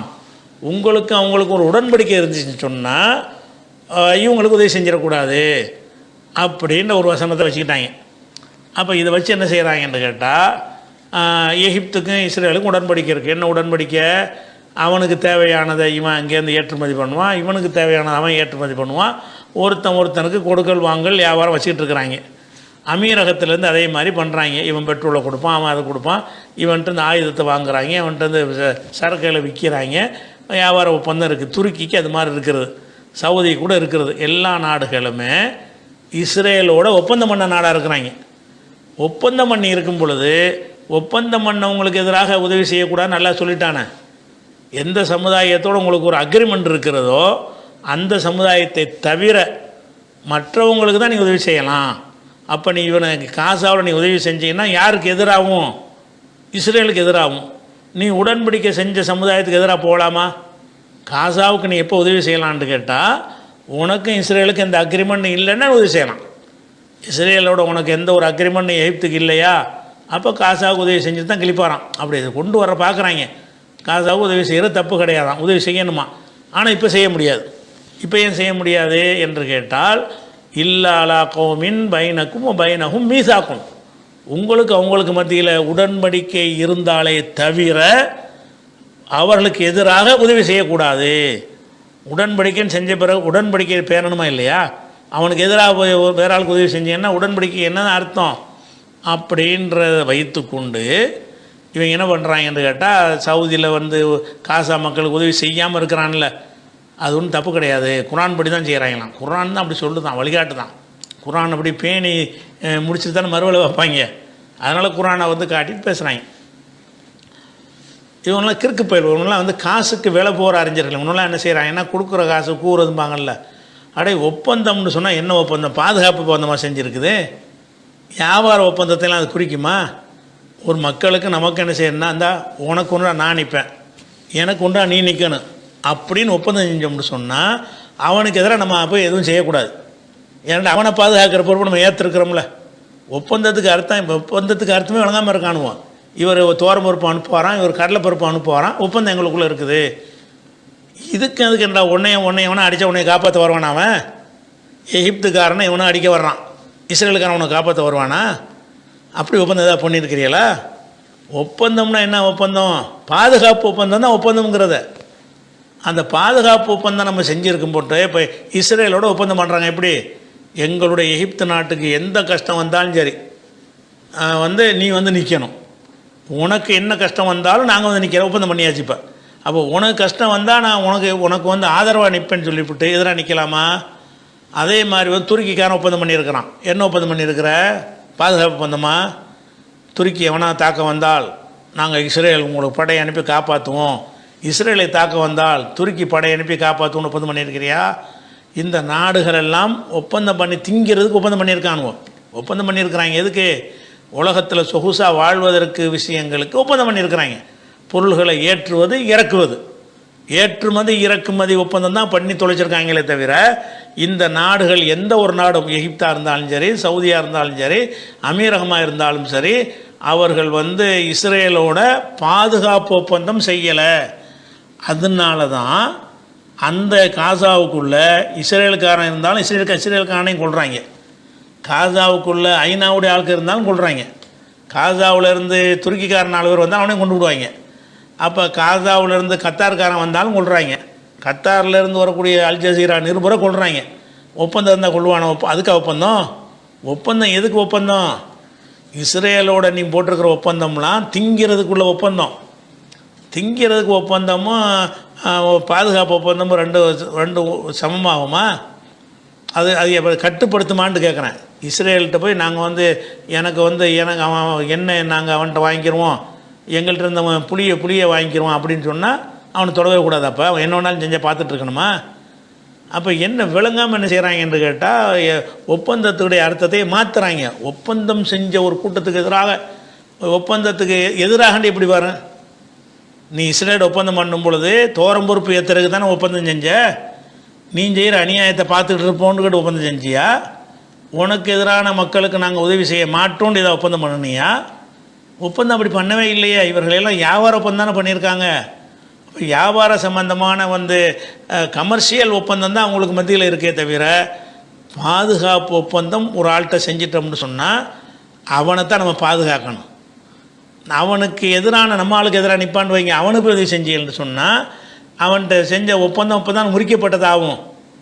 இப்போ அந்த மக்காவில் இருக்கிற மக்காவில் ரசூலுல்லாஹ் ஒரு அக்ரிமெண்ட் போட்டாங்க. போட்டதுக்கு பிறகு மக்காவில் உள்ள முஸ்லீம்கள் கஷ்டப்படுறாங்கன்னு வருதுன்னு வைங்க, நம்ம அவனுக்கு பாதுகாப்பாக போய் அவன்கிட்ட போய் சண்டைக்கு போனோம்னு சொன்னால் நீ போட்ட பாதுகாப்பு ஒப்பந்தத்துக்கு மீனிங் இல்லாமல் போயிருமே. நீ மக்காக்காரன்டையில் பாதுகாப்பு ஒப்பந்தம் போட்டிருக்கிற, பாதுகாப்பு ஒப்பந்தம்னா என்ன அர்த்தம்னா உனக்கு எதிரான ஆயுதம் தூக்க மாட்டேன்னு அர்த்தம். அப்போ யாருக்கு எதிராக ஆயுதம் தூக்க மாட்டோம்னு ஒப்பந்தம் பண்ணியிருக்கிறீங்களோ அப்படி இருந்தால் அவர்களோட முஸ்லீமே சண்டைக்கு போனாலும் சரி தான் நீங்கள் ஒப்பந்தத்தை பேணுங்க, அதை கவனிக்காதீங்க. ஏன்னா நீங்கள் என்ன ஒப்பந்தம் போட்டிருக்கிறீங்க? உனக்கு எதிராக நாங்கள் உனக்கு எதிராக ஆயுதம் தூக்க மாட்டோம், எனக்கு எதிராக நீ தூக்கக்கூடாது ஒப்பந்தம் போட்டிங்க. இப்போ காசாவுக்கு உதவி செஞ்சீங்கன்னு சொன்னால் அப்போ இஸ்ரேலுக்கு எதிராக நீங்கள் என்ன செய்யணும், ஆயுதம் தூக்குறீங்கன்னு வரும். அந்த ஒப்பந்தம் இருந்தால், அந்த ஒப்பந்தம் இருக்குதா? அப்போ இந்த அரபு நாடுகள் இவனுக்கெல்லாம் இருக்கிற ஒப்பந்தம்லாம் என்னென்னு கேட்டால் வணிக ஒப்பந்தங்கள் தான் இருக்குது.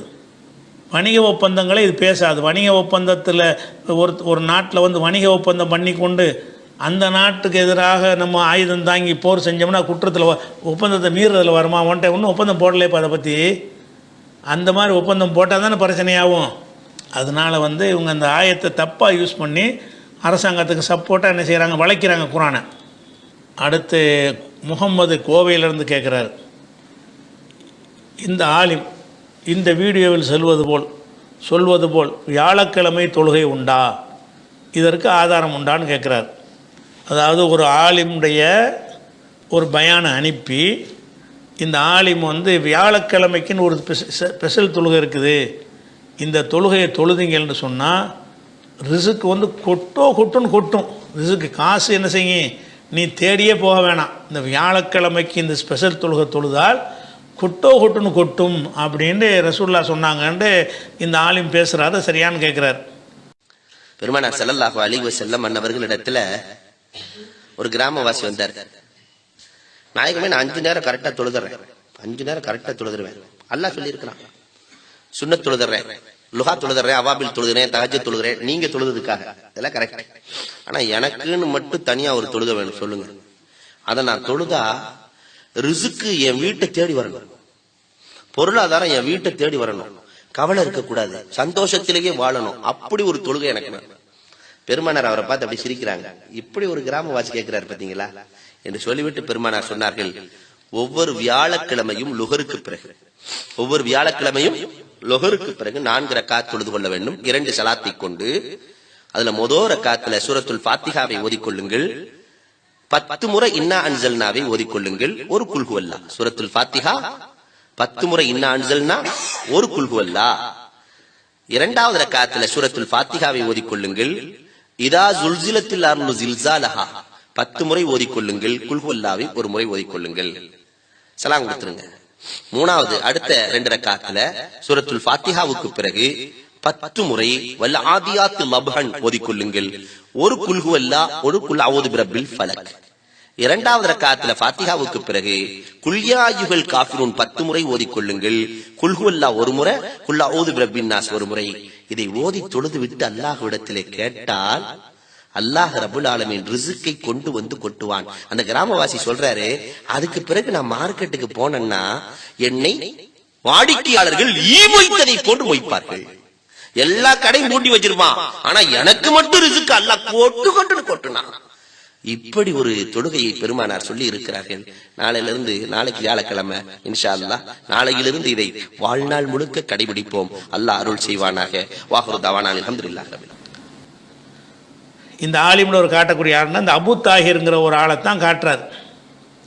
இன்னைக்கு இருக்கிற நாட்டில் உள்ள மத பிரச்சாரம் பண்ணக்கூடிய மூளைமார்களில் உலகமையாக புருடா விடக்கூடிய ஆள் ஃபஸ்ட் இடத்துல இவர் வருவார்.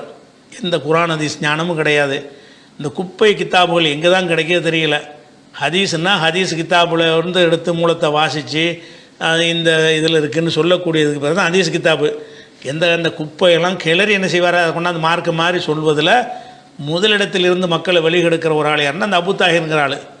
ரசூலுல்லாஹ்வுடைய வயசு வந்து 2 கோடி வருஷம் ஆச்சுலாம் சொல்லுவார்ல, அந்த ஏற்கனவே இவருக்கு நிறைய புருடாக்களை விட்டு நம்மளே மறுப்பு போட்டிருக்கிறோம். இந்த அலி ரலியல்லாஹு ஒட்டக கணக்கு பண்ணுவாங்கள்ல, தன்னால் ராமங்கதையை வச்சுக்கிட்டு, அந்த மாதிரி எல்லாம் இவர் தான் பேசினார். அதுக்கு நம்ம ஏற்கனவே மறுப்பு போட்டிருக்கிறோம். பேசுகிறதெல்லாம் புழுகு மார்க்கத்தின் பெயரால் புழுகிறதுல இவரை அடிச்சுக்கிறது ஆளே கிடையாது. எந்த கிராமவாசி வந்தான், அது எந்த கித்தாபில் இருக்கிறது, அதுக்கு அறிவிப்பாளர் யார், அது சனது என்ன, ஏதாவது சொன்னாரா? நீங்கள் தேடி தேடி பார்த்தாலும் அப்படி ஒரு ஹதீஸ் பார்க்க முடியாது. பலவீனமான இட்டுக்கட்டப்பட்ட ஹதீஸிலும் கிடையாது. அப்போ வாயில் வந்தெல்லாம் விட்டு அடித்து வியாழக்கிழமை ஸ்பெஷல் தொழுகை, அதை ஓதணும் இதை ஓதணும், காசு கொட்டுன்னு கொட்டும். நீ காசு கொட்டுன்னு சொல்லி வியாழக்கிழமை தொழுகை நீ தொழுதுருந்தீன்னா, இப்படி ஒன்று இருந்தால், உனக்கு நம்பிக்கை இருந்தால் நீ எப்படி இருப்ப? அஜத்துமார்கள்லாம் அதை ஓதிட்டு கொட்டுன்னு கொட்டி பணக்காரனாக இருக்கலாமே. நீ உலகத்துக்கு தான் பயான் பண்ணுறியே தவிர, நீங்கள் ஒரு பணக்காரன் ஒருத்தர் ஆகலை. எப்போ பணக்காரன் ஆகிறதுக்குள்ள தொழுகையும் அது காசு வந்து ஏனோ தானாண்டு வந்து கொட்ட ஆரம்பிச்சிருமா. அப்படிப்பட்ட ஒரு தொழுகையாக்கு இந்த வியாழக்கிழமை தொழுகைங்கிறது அவ்வளவு சிறப்பு வாய்ந்த தொழுகை அப்படின்னு அவர் சொல்கிறாரு. அது மாதிரி 7 நாளைக்கு தொழுகை வச்சுருக்கிறானுவோ சில தரிக்காக்களில், வெள்ளிக்கிழமை தொழுகை, சனிக்கிழமை தொழுகை, ஞாயிற்றுக்கிழமை தொழுகைண்டு. அவனும் தொழுகையில் கூட இந்த வியாழக்கிழமை தொழுகையில் இவர் சொல்லக்கூடிய குப்பை இல்லை. தரிக்காவில் 7 நாளைக்கு ஒரு கிழமைக்கு ஒரு தொழுகை வச்சுக்கிறாங்களே, இவர் சொல்கிற மாதிரி ஒரு சம்பவம் அதில் கூட கிடையாது. அப்போ இது குர்ஆன்லையும் கிடையாது, ஹதீஸில் கிடையாது, 4 இமாம்களில் யாரை சொன்னதும் கிடையாது, மதுஹபு கித்தாபுகள்லையும் கிடையாது. இவங்க என்னத்தை போய் படித்தாங்க, எங்கேருந்து படித்தா, உனக்கு எங்கேருந்துடா வந்துச்சு, இதெல்லாம் வாயில் வந்ததெல்லாம் விட்டு அடிக்கிறார்.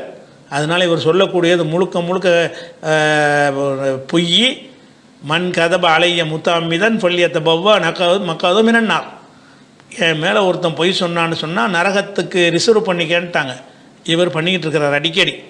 இந்த செய்தியின் மூலமாக பண்ணுறார். நரகத்தில் என்ன செய்கிறாரு, நமக்கு ஒரு கம்பல்சரியாக தந்துருங்க அப்படின்னு பெட்டிஷன் போட்டுட்டு இருக்கிறார். அதனால் இந்த அபு தாஹிருங்கிற ஆளுடைய மற்ற உலமாக்கள்லாம் இருக்கிறாங்கன்னா அவங்க பேச்சில் ஒரு 100 விஷயம் பேசுனாலும் ஒரு 5 மிஸ்டேக் வருமுங்க. பேசுகிறதுலாம் பொய்யா பேசுகிறான் அந்த ஆள்.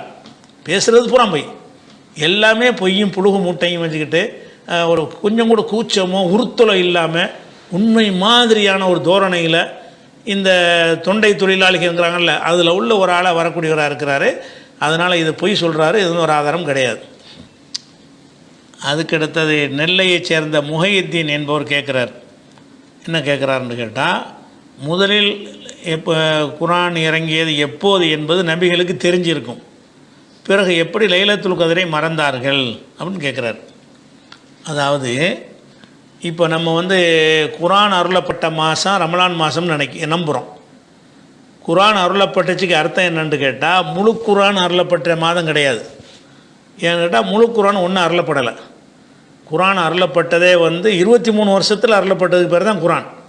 அப்போ ரமலானில் குரான் இறக்கணுன்ற அதுக்கு என்ன அர்த்தம்னு கேட்டால், குரானுடைய முதல் வசனம் வந்துச்சுல, அதுதான் குரான் அருளப்பட ஆரம்பித்தது ரமலானில். குரான் முழுசும் இறங்குனது ரமலானில் கிடையாது. ரமலான்லேயும் வந்துச்சு, ஷவ்வாலில் வந்துச்சு, துல்காதா வந்துச்சு, 12 மாதத்துல வந்துருச்சு, 23 வருஷத்தில் வந்துச்சு. அப்போ குரான் அருளப்பட்டது ரமலான் மாதத்துக்கு அர்த்தம் என்ன?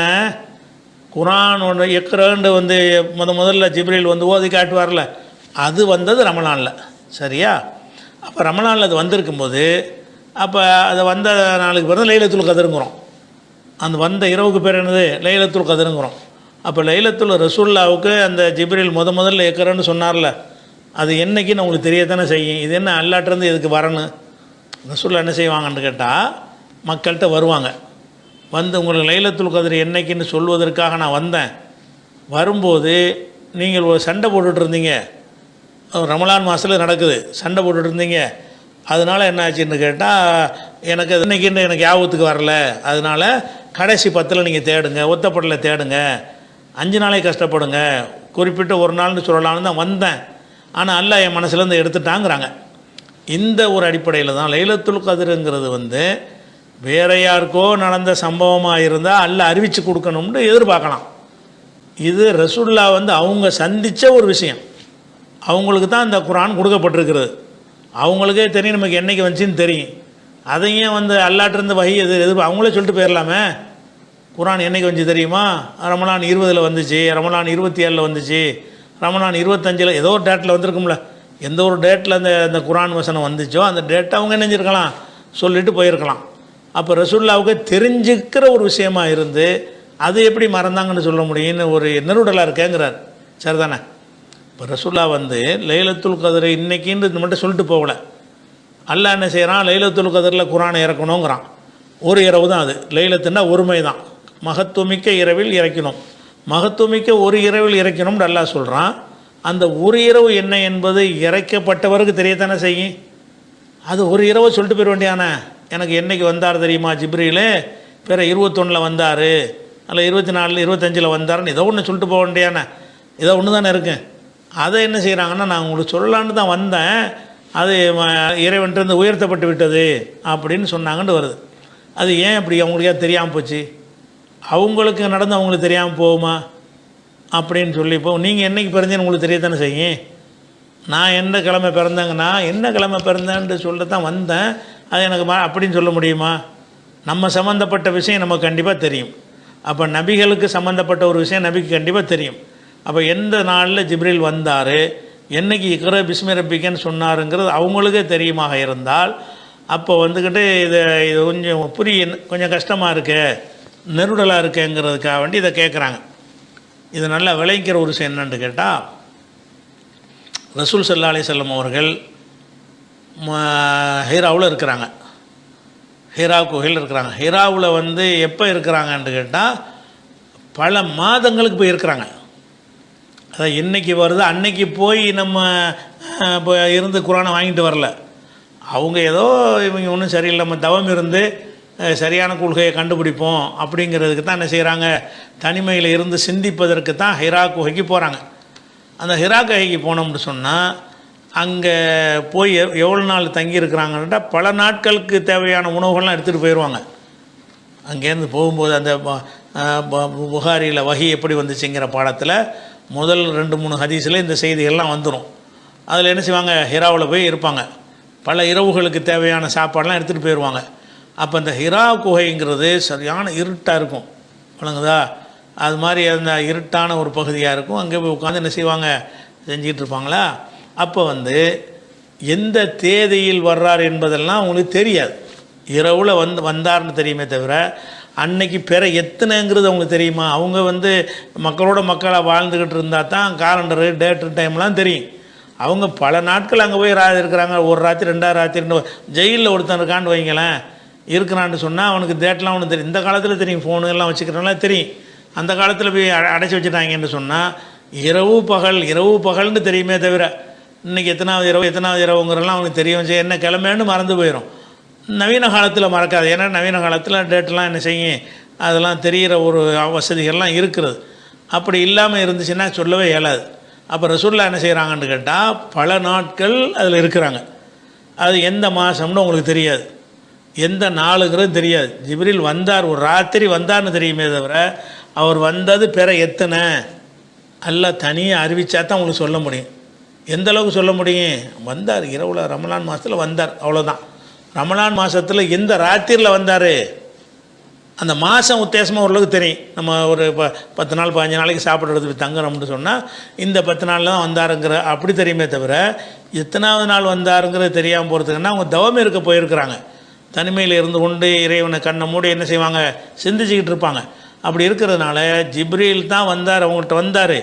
வரும்போது அன்றைக்கி தேதி எத்தனை அது தெரியாது, ரசூலுல்லாஹ்வுக்கே தெரியாது. எப்போ வரேன் வெளி உலகத்துக்கு வந்து அப்புறம் வந்தாலும் அவங்க கண்டுபிடிக்க முடியாது. அப்போ ஜிப்ரீலோ அல்லாஹ்வோ வந்து என்ன செய்யணும், உனக்கு முதல்ல ஜிப்ரீல் அனுப்பிவிட்டு இத்தனை தான் அனுப்புனேன் அப்படின்னு சொன்னால் தான் தெரிய முடியும். அதனால தான் ரசூலுல்லாஹ்வுக்கு தெரியலை என்றைக்குங்கிறது. ரமலானில் ஒரு நாள் வந்தாருங்கிறது தெரியுமே தவிர அன்றைக்கி டேட் எத்தனைங்கிறது வரல. அப்போ அல்லாஹ் என்ன செய்கிறான்னு கேட்டால் அந்த டேட்டை வந்து சொல்லி கொடுக்க விரும்புகிறான்.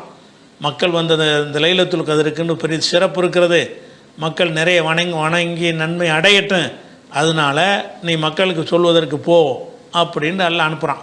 அவ்வாறு வந்தவொன்னே என்ன செய்வானே இத்தனாம் தேதின்னு அல்லாஹ் சொல்வதற்கு இருந்தான்.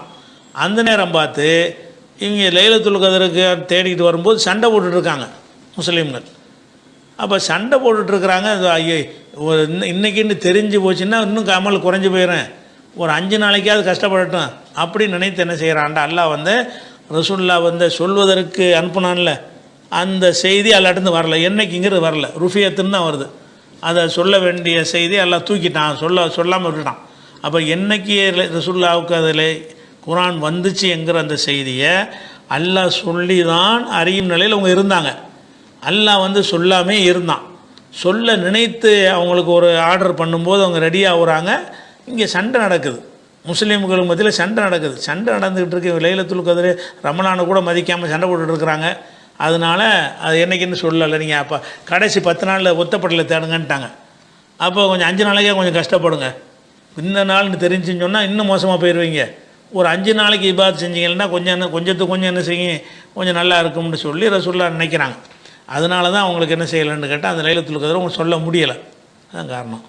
அதுக்கடுத்தது ஹாரிஸ் ரிஃபாயி கோவை மலேசியாவிலேருந்து கேட்குறாரு, நீங்கள் வங்கி கணக்கில் தானாக வட்டி பற்றி விளக்கும்போது அசலை மட்டும் பயன்படுத்தி கொண்டு வட்டியை வங்கி கணக்கிலே விட்டு விடும்படி கூறினீர்கள். ஒருவர் அவ்வாறு கடைபிடித்த நிலையில் மரணித்து விட்டால் அவரது வங்கி கணக்கில் மீதமுள்ள அசல் மற்றும் வட்டியை அவரது வாரிசுகள் எடுத்து பயன்படுத்துவார்கள். மரணித்தவரின் வட்டி சுமை வாரிசுகளை சேராது என்றும் வாரிசுகளுக்கு ஹலால் என்றும் முன்பு வேறு ஒரு விளக்கத்தில் கூறியுள்ளீர்கள்.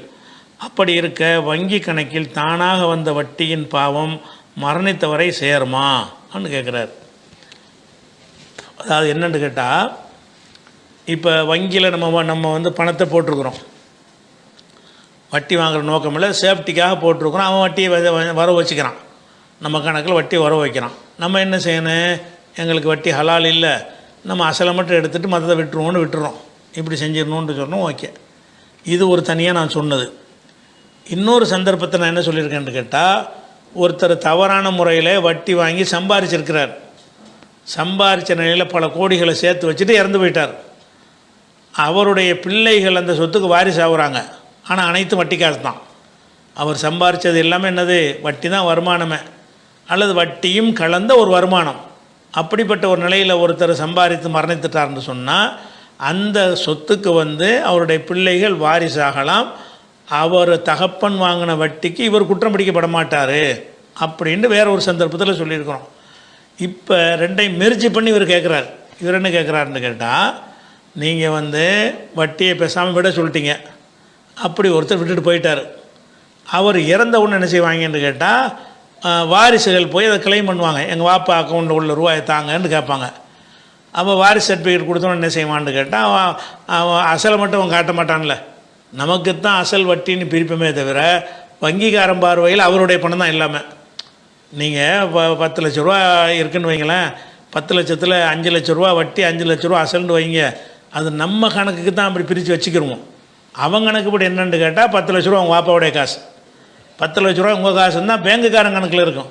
வட்டி நானாலும் உங்கள் காசு தான், அது பேங்குக்காரன் பார்வையில் உங்கள் தகப்பனாருடைய காசு தான். அப்போ தகப்பனார் இறந்தவுடனே எங்கள் பாப்பாவுடைய கணக்கில் உள்ள எவ்வளோன்னு கேட்குறோம். ஆனால் இவ்வளோ 10 லட்ச ரூபா இருக்குமாங்க. 10 லட்ச ரூபா நம்ம எடுத்துக்கிறோம். அந்த 10 லட்சத்தில் என்ன இருக்குங்க, இவர் வேணாண்டு விட்டார்ல அந்த வட்டி, அதுவும் அதில் இருக்கும். வழங்குதா? அசல் தொகையை வச்சுருந்தார்ல அவருடைய காசு, அதுவும் இருக்கும். ரெண்டும் கலந்த தொகை தான் 10 லட்சம். ஆனால் வங்கிக்காரன் உங்கள் ரூபான்னு சொல்லி தான் தர்றான். இப்போ நம்ம வாங்கிட்டோம்னு சொன்னால் நமக்கு என்ன ஆகுதுன்னு கேட்டால் அந்த வட்டி பணம் நமக்கு வருது. இது நமக்கு குற்றமாகனு ஆகாது. ஏன் ஆகாது? அவருக்கு ஹராமான முறையில் வந்தாலேயே நம்ம குற்றம் இல்லைன்னு சொல்கிறோம். அதான் இது அவர் வேணான்னு விட்டுட்டு போனது. வாங்கினார்ல ஒருத்தர் வட்டி, தகப்பனார் வட்டி வாங்கி சம்பாதிச்ச ஒரு நிலையில் அவர் மூத்தா போயிட்டார்னு சொன்னால் அந்த பணமே பிள்ளைகளுக்கு ஹலாலுங்கிறோம். இது அவர் வாங்கவே இல்லை, வங்கியில் இவர் வேணான்னு விட்டுட்டார். அதை வங்கிக்காரன் என்ன செய்கிறான், அவங்க வாப்பா காசுன்னு நான் தர்றான். அப்போ இதில் தகப்பனாருக்கு எந்த ஒரு ரோலுமே இல்லை அந்த வட்டியில். அப்படி இருக்கும் பொழுது இந்த காசு இவருக்கு ஹலாலாகும்னா தாராளமாகும். இவர் குற்றம் முடிக்க மாட்டான். ஏன்ப்பா வாங்கணும்னா எங்கள் வாப்பா விட்டு காசுன்னு வாங்கிட்டேன், அவர் வட்டியை அக்செப்ட் பண்ணியிருந்தாலும் இவர் வாங்கிக்கலான்னு. அதாவது தகப்பனார் இந்த வட்டியை அக்செப்ட் பண்ணி இருந்தார், ஆனால் நம்ம எடுத்துருவோம், நாளைக்கு கழிச்சு பயன்படுத்திக்கிறோம்ன்ற கொள்கையில் இருந்தால் கூட அந்த பணத்தை அவருடைய பிள்ளைகள் எடுத்தார்கள் என்று சொன்னால் குற்றம் வராது. ஆனால் இவர் குற்றம் வரும். ஏன்? அந்த பணத்தை எடுத்துக்கொள்வோம்ங்கிற கொள்கையில் இருந்தார்ல, அதனால். நீங்கள் கேள்வியில் கேட்டால் எடுக்கிற கொள்கையில் இல்லை அவர் நம்ம வாங்கலாம் வேணாம், எனக்கு வேணாம், அசலை மட்டும் எடுத்துக்கிட்டு விட்டுட்டு வட்டியை மட்டும் விட்டுட்டு வர்றார். அப்படி இருக்கும்போது இவருக்கு வட்டி வாங்கின குற்றமும் இவருக்கு வராது. அவருடைய பிள்ளைகள் வாப்பாவுடைய சொத்துன்ற அடிப்படையில் வாங்கி கொண்டாருன்னா அவங்களும் குற்றம் வராது. 2 பேருமே குற்றம் இல்லாத ஆயிடுவாங்க. எப்போ தகப்பன் மேலே குற்றம் வரும்னு கேட்டால் அந்த வங்கி வட்டியை என்னுடையது தான், நான் தேவைப்படும்போது எடுத்துக்கொள்வேன், அந்த கொள்கையில் இருந்திருப்பாரையானால் மறுமையில் எல்லாம் என்ன செய்வான், நீ எதுக்கு வட்டி வாங்கினேன்னு கேட்பான். பேங்கில் இருந்தாலும் இவர் தான் வாங்க போகிறாரு, அவருடைய கொள்கை அளவில் அவருடைய சொத்தான அது. ஆனால் இவர் நம்ம எடுக்கவே மாட்டோம், 12 லட்ச ரூபா காட்டுறான் கணக்கில், 10 லட்சம் நம்ம காசு, 2 ரூபா வட்டி, 10 வரைக்கும் எடுத்துகிட்டு விட்டுருவோன்னு கொள்கையில் அவர் இருக்கிறார். அப்படி கொள்கையில் இருந்திருப்பாரையானால் இவர் ஏன் வட்டி வாங்கினா நல்லா கேட்கவே மாட்டான். சரி, அவர் மூத்தா போன பிறகு அந்த ரூபாய் தூக்கி மகன்கிட்ட கொடுக்குறாங்க, மகனையும் கேட்க மாட்டான். ஏன்னு கேட்டால் அவன் வட்டி வாங்கலை. வாப்பாட்டேருந்து வர வேண்டிய ஒரு விஷயத்தை அரசாங்கத்தினுடைய அந்த சட்ட விதிகளின் பிரகாரம் வாரிசுக்கு சேருகிறது. அதனால் இதில் 2 பேருமே குற்றவாளி ஆக மாட்டார்கள், தாராளம் பயன்படுத்திக்கலாம். அடுத்தது ஹாரிஸு, மலேசியா, கோவை. அவர் என்ன கேட்குறாருன்னா, சூரா 105 அது அலம் திற கைஃப, சூரா 106 லீலாஃபி குரேஷின் ஆகிய சூறாக்கள் தொடர்ச்சியான கருத்து உடையவை என்பதை அறிவோம். உஸ்மான் அவர்கள் தொகுத்த குரான் மூலப்பிரதியில் இந்த 2ம் ஒரே சூறாவாக இருந்ததாகவும் சஹாபாக்கள் பின்னர் 2ஆக பிரித்ததாகவும் ஒரு தஃப்சீரில் படித்தேன். இந்த செய்தி சரியா? இப்படி பிரிக்க காரணம் என்ன? நபிசல்லா அலிஸ்ஸலாம் அவர்கள் இந்த சூறாக்களை பிரித்துத்தான் வைக்க சொன்னார்களா? தொழுகையில் இந்த சூறாக்களை ஓதும்போது 2ம் சேர்த்து ஒரே ரக்காத்தில் ஓத வேண்டுமா? இவ்வளவும் கேட்குறாங்க. இதில் முதல் விஷயம் என்னென்னு கேட்டால், உஸ்மான் ரலியல்லாஹு அன்ஹு அவர்கள் எந்த குரான் பிரதியை தொகுத்தார்களோ அதாவது உஸ்மானும் தொகுக்கலை, அபூபக்கர் தொகுத்தது. இவர் பிரதி தான் எடுத்தார். தொகுத்தது யார்? அபூபக்கர் தான் தொகுத்தார். தொகுத்ததை நினைஞ்சார்னா பல பிரதிகளாக எடுத்தவர் யாருன்னா உஸ்மான் தான் எடுத்தார். அந்த உஸ்மான் எடுத்து இதான் குரான் என்று நினைஞ்சிட்டாரு, ஒரு வரையறைப்படுத்தி உலகத்தினுடைய எல்லா பகுதிகளுக்கும் அனுப்பிட்டார்ல. அந்த குரானில் எந்த மாதிரி இருந்ததோ அந்த விஷயம் அவங்க காலத்துக்கு பிறகு எவராலும் மாற்றப்படவில்லை. அப்போ இந்த தவறான செய்தி, அதாவது என்ன தவறான செய்தி சொல்கிறீங்கன்னா, இந்த 2ம் ஒரே சூறாவாக இருந்துச்சு, பின்னாடி வந்தவங்க 2ஆக பிரிச்சுட்டாங்கன்ற மாதிரி நீங்கள் கேள்வி கேட்டிருக்கிறீங்க. பின்னாடிலாம் கை வைக்க இயலாது குரானில், விளங்குதா? குரானில் என்றைக்கு அதை ரெக்கார்டு பண்ணி இதான் குரான் ஆக்கிட்டாங்களோ அதில் கடும் போக்கு உஸ்மான் அவர்கள் நினைஞ்சாங்க, கடுமையான உறுதிப்பாடை மேற்கொண்டிருந்தார்கள். அதனால தான் அவர் அந்த குரானில் பல பிரதிகள்லாம் வச்சுருந்தாங்களே அம்புட்டை வாங்கி எரிச்சு விட்டார். அந்தளவுக்கு ஒரு பிடிவாதமாக இருந்தார். அப்போ குரானில் அந்த ஃபீலுங்கிறதும் குறைஷுங்கிற சூறாவும் 2 ஒன்றாக இருந்ததாகவும் சஹாபாக்கள் பின்னாடி வந்து பிரித்தார்கள்னு சொல்வார்களே, ஆனால் அவங்க வந்து தவறாக சொல்கிறாங்க. அப்படிலாம் பிரிக்க முடியாது. பிரிக்கிறதுக்கு முதல்ல ஒரு கவர்மெண்ட் இருக்கணும், ஒரு அரசாங்கம் தான் செய்ய முடியும். அவர் மட்டும் பிரிச்சுக்கிட்டாருன்னா உலகத்துக்குலாம் அது போய் சேராது. அது உஸ்மானுக்கு முடியும், அலி பிரித்தாருன்னா கூட ஒரு அர்த்தம் வரும். பிரிக்கலை, யாரும் பிரிக்க முடியாது. அதாவது இப்போ என்ன மாதிரி இப்போ குரான் நீங்கள் வச்சுருக்கிறீங்களோ இந்த மாதிரி தான் அந்த முஸ்ஹஃப்லையும் இருந்தது. வழங்குதா? உஸ்மானுடைய முஸ்ஹஃபில் இருந்தது. ஆனால் என்ன கருத்து சொல்கிறாங்கன்னு கேட்டால், இந்த ரெண்டும் வந்து அது தெளிவாக இப்னு கசீரில் சொல்கிறார். ஹாதிஹி சூரத்து மஃப்சூலத்துன் அனிலத்தி கபுலஹா ஃபில் முஸ்ஹஃபில் இமாம். முஸ்ஹஃப் இமாம்டா உஸ்மானுடைய முஸ்ஹஃப். இமாமுடைய முஸ்ஹஃபில் உஸ்மானுடைய பிரதியில் இந்த சூறா வந்து முந்தின சூறாவிலிருந்து பிரிக்கப்பட்டு தான் இருந்தது. கதபு பைனஹுமா சத்ர பிஸ்மில்லாஹிர் ரஹ்மானிர் ரஹீம். பிஸ்மில்லா ரெண்டுக்கு மத்தியில் எழுதித்தான் வைத்திருந்தார்கள். உஸ்மானுடைய ஏட்டில் வந்து இப்போ நம்ம எப்படி வச்சுக்கிறோம் அப்படி தான் இருந்துச்சு. நீங்கள் உல்ட்டா விளங்குறீங்க. அது ரெண்டும் ஒன்றா இருந்த மாதிரி உஸ்மான் காலத்துக்கு பிந்தி வந்தவங்க ரெண்டு சூறா ஆக்கி விட்டாங்க மாதிரி சொல்றிய கிடையாது. உஸ்மானுடைய காலத்திலேயே ரெண்டு சூறாவாக தான் சொல்லப்பட்டுச்சு. அதனால் வந்து ஆனால் கருத்தடிப்படையில் பார்க்கும் பொழுது இதுக்கு அதுக்கு தொடர்பு இருக்கிறது. அதாவது அல்லாஹ் வந்து யானைப்படை அழித்தான். எதுக்கு அழித்தான் என்றால் ஈலாஃபி குறைஷின், குறைஷிகளுக்கு உதவி அருள் செய்வதற்காக. இந்த குறைஷிகள் தான் நாங்கள் ஆதிக்கம் செலுத்திட்டு இருந்தாங்க. அவங்க கண்ட்ரோலில் கிபிலாவோ காபாவெலாம் இருந்துச்சு. அப்போ யானைப்படை எதுக்கு அழிச்சான்னு கேட்டால் ஈலாஃபி குறைஷின், குறைஷிகளுக்கு ஒரு அருள் செய்வதற்காக வேண்டி அல்லாஹ் செஞ்சான். அப்போ இந்த குறைஷிகளுக்கு அருள் செய்வதற்காக வேண்டி என்ன செஞ்சான்? யானைப்படை அனுப்புனான்னு வருது. இந்த ரெண்டு சூறாக்களும் கருத்தால் ஒன்றுபட்டிருக்கே தவிர வசனம் எழுதப்பட்ட பிரகாரம் அனைத்து சஹாபாக்களும் ஒன்றா கூடி தயாரித்தாங்கல்ல, எழுதுனாங்கல்ல, அந்த எழுத்தின் பிரகாரம் ரெண்டு தனித்தனி சூறா தான். கருத்தில் ரெண்டுக்கும் ஒரு தொடர்பு இருந்தால் கூட சூறான்னு எடுத்துக்கிட்டிங்கன்னா என்னது, ஒரு கருத்தில் அதான் அர்த்தம் செய்யும்போது அங்கே தான் கொஞ்சம் ஜாயின் பண்ணி செய்யணும். ஷவுகானி கூட ஃபத்துல் கதில் அப்படி தான் சொல்கிறார். அதாவது ஹிய முத்த அல்லக்கத்துன் பி ஆஹிரி சூரத்தி கபலஹா. இது வந்து முந்தின சூறா லீலாஃபி குறைஷின் என்பது முந்தின சூறாவுடைய கடைசி வசனம் இருக்குல்ல, அதனோடு சேர்த்து கொண்டு கருத்தால் இணையக்கூடியதாக இருக்கிறது அப்படின்னு அவர் சொல்கிறார். கருத்தில் தான் இணையதே தவிர அது வந்து தனித்தனி சூறா தான். அது மாதிரி வந்து இன்னொன்று என்ன கேட்குறாங்கன்னா, ரெண்டு சூறாவையும் சேர்த்து தான் தொழுகையில் ஓதணுமாங்கிறீங்க. தொழுகையில் ஓதுறதுக்கு வந்து ஒரு சூறாவே பாதி ஓதலாமே, அதில் என்ன இருக்குது? ரெண்டு சூறாவையும் சேர்த்து ஓதணும்னு என்ன இருக்குண்ணே? ஃபீல்ங்கிற சூறாவையே அதில் கூட ரெண்டு வசனத்தை ஓதிட்டு நீங்கள் பாட்டிடலாமே. அலம் தர கைஃப ஃபஅல ரப்புக பி அஸ்ஹாபில் ஃபீல்.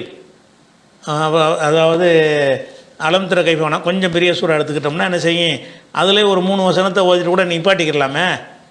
குர்ஆன் தொழுகையில் வந்து முழு சூறாக்களை ஓதணும்னு எந்த ஒரு சட்டமும் கிடையாது.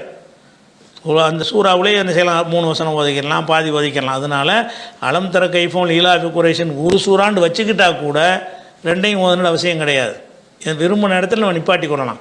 அதனால் தொழுகையில் ரெண்டையும் சேர்த்து ஓதணுங்கிற அவசியம் கிடையாது. ரெண்டையும் சேர்த்து ஓதுனாங்கன்ற சில விஷயங்கள் வந்திருக்கு. எப்படின்னு கேட்டால், உபய் இப்னு காபு அவர் ஒரு பிரதி வச்சுருந்தார். அவர் வந்து எழுதுனது ரெண்டையும் ஒன்றா எழுதி வச்சுருந்தார். உபய் இப்னு காபுவோட தனியாக ஒரு பிரதி வச்சுருந்தார். அவருடைய பிரதியில் லீலாஃபி குறைஷனுக்கு அலம் தர கைஃபுக்கு அப்புறம் பிஸ்மில்லா போடாமல் லீலாஃபி குறைஷன் சேர்த்து எழுதியிருந்தார். அவருடைய முஸ்ஹஃபில் அப்படி இல்லை. அதே மாதிரி சுஃபியான் இப்னு உயைனாங்கிறவர் சொல்கிறாரு, கானலனா இமாமுன் லா எஃப்சில் பைனஹுமா, எங்களுக்கு ஒரு இமாம் இருந்தார், அவர் ரெண்டையும் பிரிக்க மாட்டார். அது பிஸ்மில்லாவை பிஸ்மில்லா இல்லாமல் ரெண்டையும் சேர்த்து ஓதிடுவாராம். பஜாலம் காஸ்மிம் மா கூன் லீலாஃபி குறைஷின் அப்படின்னு ஓதுவார் அப்படின்னு சொல்லி சுஃபியான் இப்னு உயைனா சொல்கிறாரு. அதே மாதிரி உமர் ரலியல்லாஹு அன்ஹு அவர்கள் என்ன செய்கிறாங்கன்னு கேட்டால், அவங்க தொழுகை நடத்தும் போது அலம் தர கைஃபவை லீலாஃபி குறைஷின் சேர்த்து ஒரு ரக்காத்தில் ஓதினார்கள் அப்படின்னு வருகிறது. அது மாதிரி வந்து பலரும் செஞ்சுருக்கிறாலும் ஏட்டில் உள்ளதில் எந்த மாற்றமும் கிடையாது. ஏட்டில் உள்ளது வந்து 2 சூறா தான். அலம் தர கைஃப ஒரு சூறா தான், லீலாஃபி குறைஷின் ஒரு சூறா தான். அது வந்து ஏட்டில் உள்ளது வந்து தக்க காரணத்தோடு அன்றைக்கு உள்ளவங்க எல்லாம் சேர்ந்து தான் அது தனித்தனி சூறாவை ஆக்கியிருக்கிறார்கள்னா அதை நம்ம அப்படி தான் ஏற்றுக்கிறணும். அதை வந்து பாதுகாக்கப்பட்டுருச்சு, அதில் எந்த திருத்தமும் செய்யக்கூடாது. ஆனால் அர்த்தம் செய்யும்போது என்ன செய்யலாம், இவங்க 2வது ஆயத்தெல்லாம் துண்டாக பிரிச்சிருக்கிறாங்கல்ல, அந்த மாதிரியான அடிப்படையில் என்ன செய்யலாம், அர்த்தம் செய்யும்போது இதை கொண்டு அதில் ஜாயிண்ட் பண்ணி அர்த்தம் செஞ்சுக்கலாம். இன்றைய கேள்வி நம்ம இதோடு முடிச்சுக்கிறோம் இன்ஷா அல்லாஹ். மீதி அடுத்தடுத்த வாரங்களில் பார்க்கலாம். அஸ்ஸலாமு அலைக்கும்.